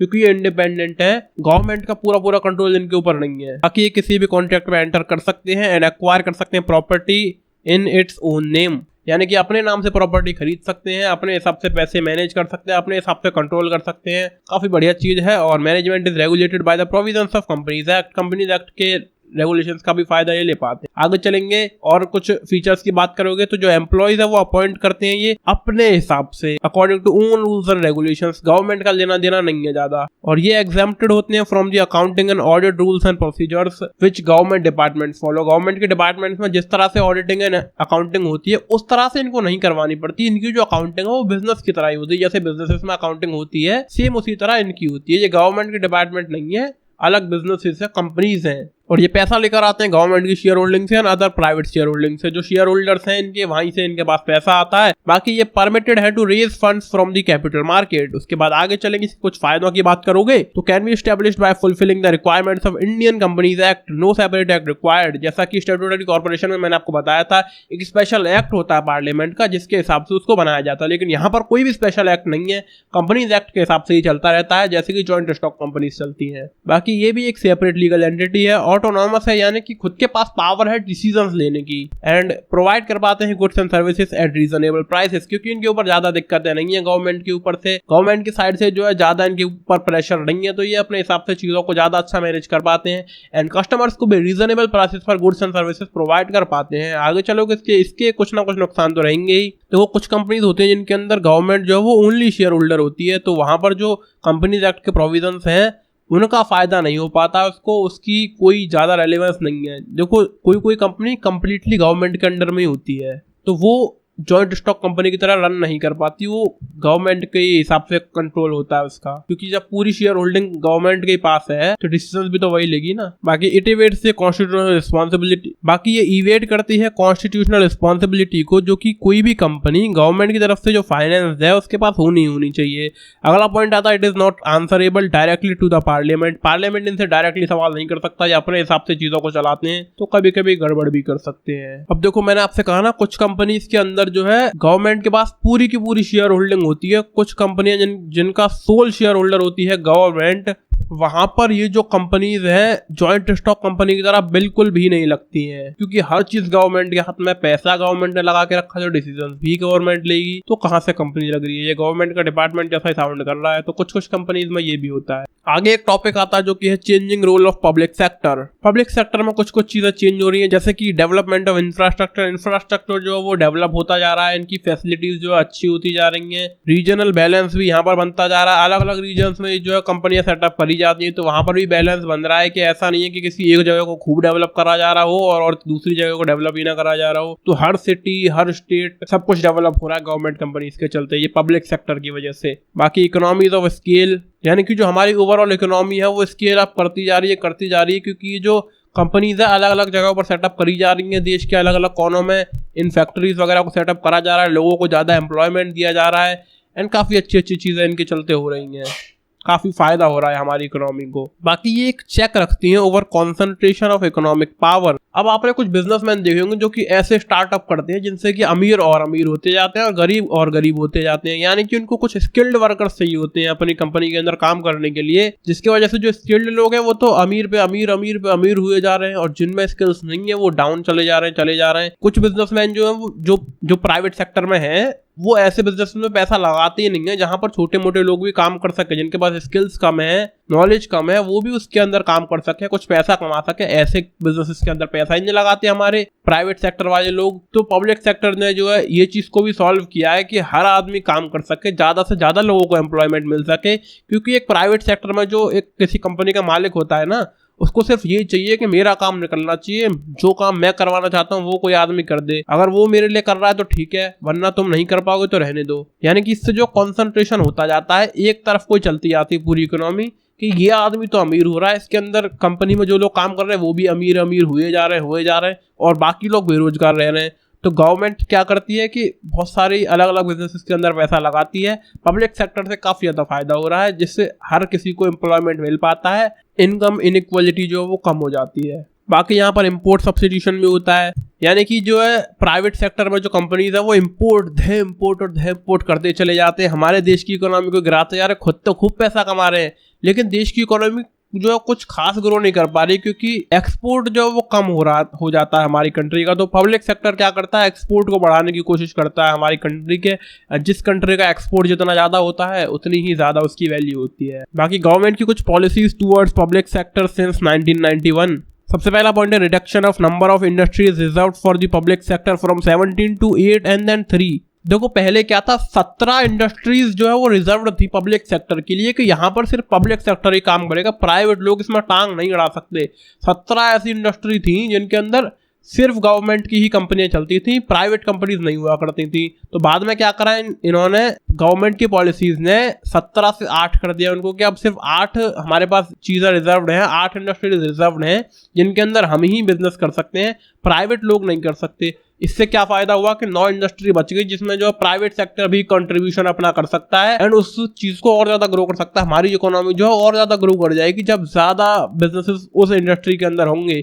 और बाद में क्या करा गया, उनको 8 से 3 कर दिया गया, यानी कि सिर्फ 3 इस टाइम पर इंडस्ट्रीज हैं जहां पर सिर्फ पब्लिक सेक्टर ही काम कर सकता है, बाकी की सब जगहों पर जो है प्राइवेट सेक्टर का भी पूरा हाथ है ग्रो करने के लिए, जो कि फायदेमंद चीज है यार। मतलब प्राइवेट सेक्टर वाले लोग भी कंट्रीब्यूट कर पा रहे हैं हमारी देश की इकोनॉमी में। पहले 17 इंडस्ट्रीज रिजर्व थी, यानी कि 17 इंडस्ट्रीज के अंदर गवर्नमेंट को ही काम करना पड़ेगा, पूरी की पूरी जिम्मेदारी गवर्नमेंट को संभालनी पड़ेगी। अब सिर्फ 3 इंडस्ट्री संभालनी पड़ रही है, तो अपने टाइम को, अपने पैसे को और ज्यादा अच्छी चीजों में लगा सकते हैं, विच इज वेरी नाइस। अगला पॉइंट आता है disinvestment of shares of a select set of public sector enterprises, यानी कि पहले क्या करती थी गवर्नमेंट, बहुत सारा पैसा फंसा के रखती थी एक एक इंडस्ट्री के अंदर, लेकिन अब क्या करा उन्होंने, पैसा काफी सारा निकाल लिया है और ज्यादा अच्छी चीजों में लगाया जा रहा है उसको। और जो पॉलिसीज होती हैं regarding sick units to be the same as that for the private sector, private sector में जो सिक यूनिट्स होती हैं उनके लिए जो पॉलिसीज हैं वही सेम जो है पब्लिक सेक्टर के लिए भी बना दी गई है 1991 के बाद से। अब सिक यूनिट्स क्या होते हैं, देखो सिक यूनिट्स होती हैं ऐसी कंपनियां, ऐसे बिजनेसेस जो कि डाउन जा रहे होते हैं, जिनके अंदर डाउनफॉल आ रहा होता है, या तो उन्हें कुछ फंडिंग वगैरह की जरूरत है, किसी मैनेजमेंट की जरूरत है, या तो उन्हें रिवाइवल की जरूरत है कि यार हमारी कंपनी जो है डूब रही है, इसको या तो कोई उठा दे, या तो कोई बंदी करवा दे, या तो वाइडनिंग अप करवा दी जाए इसकी। तो उसके लिए जो है गवर्नमेंट मदद करती थी प्राइवेट सेक्टर के अंदर कंपनीज की, अब जो है पब्लिक सेक्टर के अंदर भी मदद करी जाती है, सेम प्रोविजंस हैं 1991 के बाद से। बाकी अगला पॉइंट है मेमोरेंडम ऑफ अंडरस्टैंडिंग, यानी कि पब्लिक कंपनीज जो है उनको ग्रेटर ऑटोनॉमी दे दी गई है। हमारी जो पब्लिक कंपनीज हैं, जो भी पब्लिक सेक्टर में हमारे बिजनेसेस चलते हैं, उनको ज्यादा ऑटोनॉमी दे दी गई है। ऑटोनॉमी बोले तो डिसीजन मेकिंग पावर उनके हाथ में दे दी गई है कि तुम अपने हिसाब से डिसीजन लो और चीजों को अपने हिसाब से चलाओ, तुम ही मैनेज करो, हम और चीजों पर ध्यान देते हैं। ऐसा गवर्नमेंट ने जो है पॉलिसी बनाई है 1991 के बाद से, जो कि काफी अच्छी चीज है। हमारी इकोनॉमी ज्यादा ग्रो कर पा रही है, गवर्नमेंट जो है और ज्यादा चीजों पर फोकस कर रही है और सब अपना अपना कंट्रीब्यूशन दे रहे हैं टू ग्रो आवर इकोनॉमी। अब एक टॉपिक इस चैप्टर के अंदर है ग्लोबल एंटरप्राइजेस। अब देखो ये ग्लोबल एंटरप्राइजेस के बारे में आपने बहुत सुना होगा, आपने एक वर्ड सुना होगा MNC, मल्टीनेशनल कंपनी। ये वो कंपनीज होती हैं जो एक से ज्यादा नेशंस में काम करती हैं, एक कंट्री में शुरू होती है ये कंपनी एंड बहुत सारी कंट्रीज में अपना बिजनेस करती है, जिससे बहुत सारे फायदे होते हैं।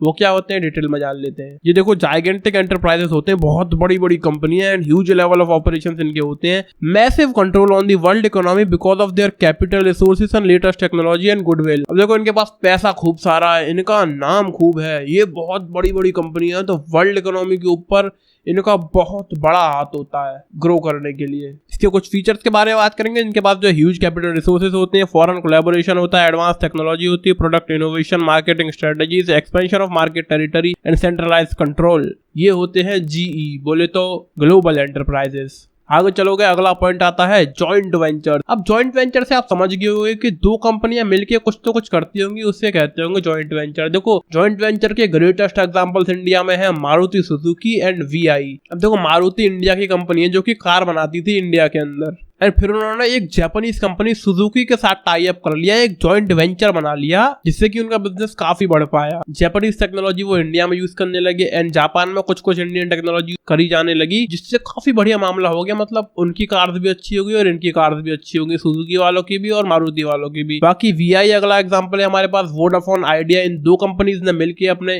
बिजनेस को और ज्यादा अच्छे से चलाया एंड आज के टाइम पर VI ज्यादा अच्छा ग्रो कर रहा है।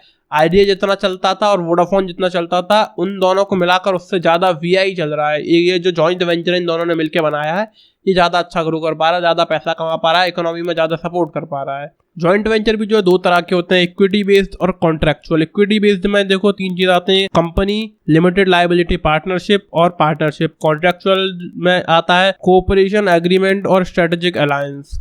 सबसे पहले कॉन्ट्रैक्चुअल JV के बारे में बात कर लेते हैं। कॉन्ट्रैक्चुअल जॉइंट वेंचर, 2 और more parties have a common intention of running a business venture. दो या दो से ज्यादा पार्टीज, दो या दो से ज्यादा बिजनेसेस मिलके एक जॉइंट वेंचर बनाते हैं और ईच पार्टी ब्रिंग्स सम इनपुट। हर एक पार्टी थोड़ा थोड़ा इनपुट उसके अंदर डालती है, हर एक पार्टी एक्सरसाइज करती है कुछ कंट्रोल ऑन द बिजनेस, थोड़ा थोड़ा कंट्रोल उन सबका होता है, मिलके उसको चलाते हैं। इनकी जो रिलेशनशिप है वो सिर्फ ट्रांजैक्शन टू ट्रांजैक्शन नहीं होती है, but has a longer duration. इनकी लंबे समय तक रिलेशनशिप चलती है। फिर आते हैं इक्विटी बेस्ड जॉइंट वेंचर, जिसके अंदर क्या होगा, एक अग्रीमेंट बनाया जाएगा of either create a new entity और one of the parties to join ownership of an existing entity. या तो एक नई एंटिटी बना लो, यानी कि नया बिजनेस बना लो, नई कंपनी बना लो नए नाम से, या फिर ऐसा करो कि एक कंपनी दूसरे को ज्वाइन कर ले और पहली वाली को हटा दे, और इस तरह ये सिस्टम चलता है इनका। शेयर्ड ओनरशिप होती है, शेयर्ड मैनेजमेंट होता है, शेयर्ड रिस्पॉन्सिबिलिटीज होती है regarding capital investment and other financing arrangements. Shared profit and losses होते हैं according to the agreement. Agreement बनाया जाता है और उसी के अकॉर्डिंग सब चीज चलती है। इसके कुछ फायदों के बारे में बात करेंगे। जॉइंट वेंचर्स के फायदे क्या होते हैं, देखो increase resources and capacity, access to new markets and distribution of networks. मान लो जब दो कंट्रीज की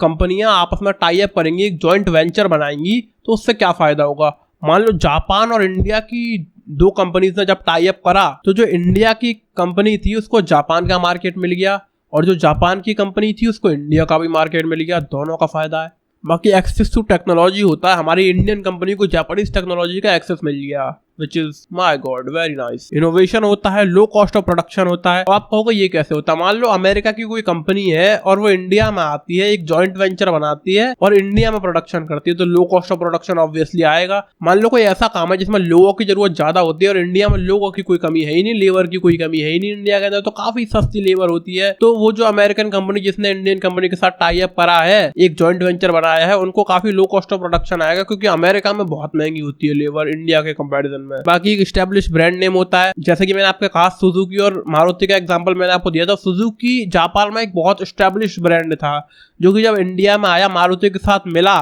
तो मारुति की वैल्यू बहुत बढ़ गई। मारुति सुजुकी एक ब्रांड बन गया। मारुति सिर्फ नॉर्मल कंपनी थी एक इंडिया की। एक और टॉपिक यहाँ पर दिया गया है आपको, पीपीपी मॉडल, जो कि है पब्लिक प्राइवेट पार्टनरशिप। इससे आप समझ गए होंगे प्राइवेट सेक्टर और पब्लिक सेक्टर के कुछ बिजनेसेस आपस में मिलके कोई जॉइंट वेंचर बनाते हैं, उसे ही हम कहते होंगे पीपीपी। एग्जैक्टली आप सही समझे हैं। ये रिलेशनशिप है between public and private enterprises in the context of infrastructure and other services. वही बात जो मैंने अभी आपको बताई। अब देखो पब्लिक सेक्टर का जो रोल है वो इसके अंदर ये है कि ये इंश्योर करे that the social obligations are fulfilled and sector reforms and public investments are successfully met. ये हमारे पब्लिक सेक्टर का रोल है। इसके अंदर पब्लिक सेक्टर की जो कंपनी आएगी ये पीपीपी के अंदर, उनका रिस्पॉन्सिबिलिटी ये है। उसके बाद प्राइवेट सेक्टर वालों का रोल क्या है? वो ये है कि it make use of its expertise in operations, managing task and innovation to run the business efficiently. यानी कि प्राइवेट सेक्टर का काम ये है कि वो बिजनेस को चलाए और पब्लिक सेक्टर का काम ये है कि वो गवर्नमेंट की तरफ से सारी परमिशन वगैरह लेकर के आए और कहीं से कहीं तक कोई दिक्कत ना हो। ये दो कंपनियां, दो टाइप की कंपनियां मिलकर एक बिजनेस बनाती हैं। और वो सेक्टर जहां पर पीपीपी वर्क करता है, power generation and distribution, water and sanitation, refuse disposal, pipelines, hospitals, school buildings and teaching facilities, stadiums, air traffic control, prisons, railways, roads, billing and other information technology systems and housing. ये कुछ sectors है जहां पर हमारा PPP model work करता है। बहुत कुछ हमने इस चैप्टर में जान लिया। इसी के साथ आपका ये चैप्टर खत्म हो जाता है। Thank you so much for watching. और कमेंट कर दिया करो यार, क्लास में तो तुम शर्मा जाते हो डाउट्स पूछने से, मुझे पता है लोगों को शर्म सी लगती है यार क्या पूछूं टीचर से। यहाँ पे भी शर्मा रहे हो क्या? लिखो और पूछो, हम जवाब देंगे आपके हर सवाल का। Like share comment subscribe and bye bye.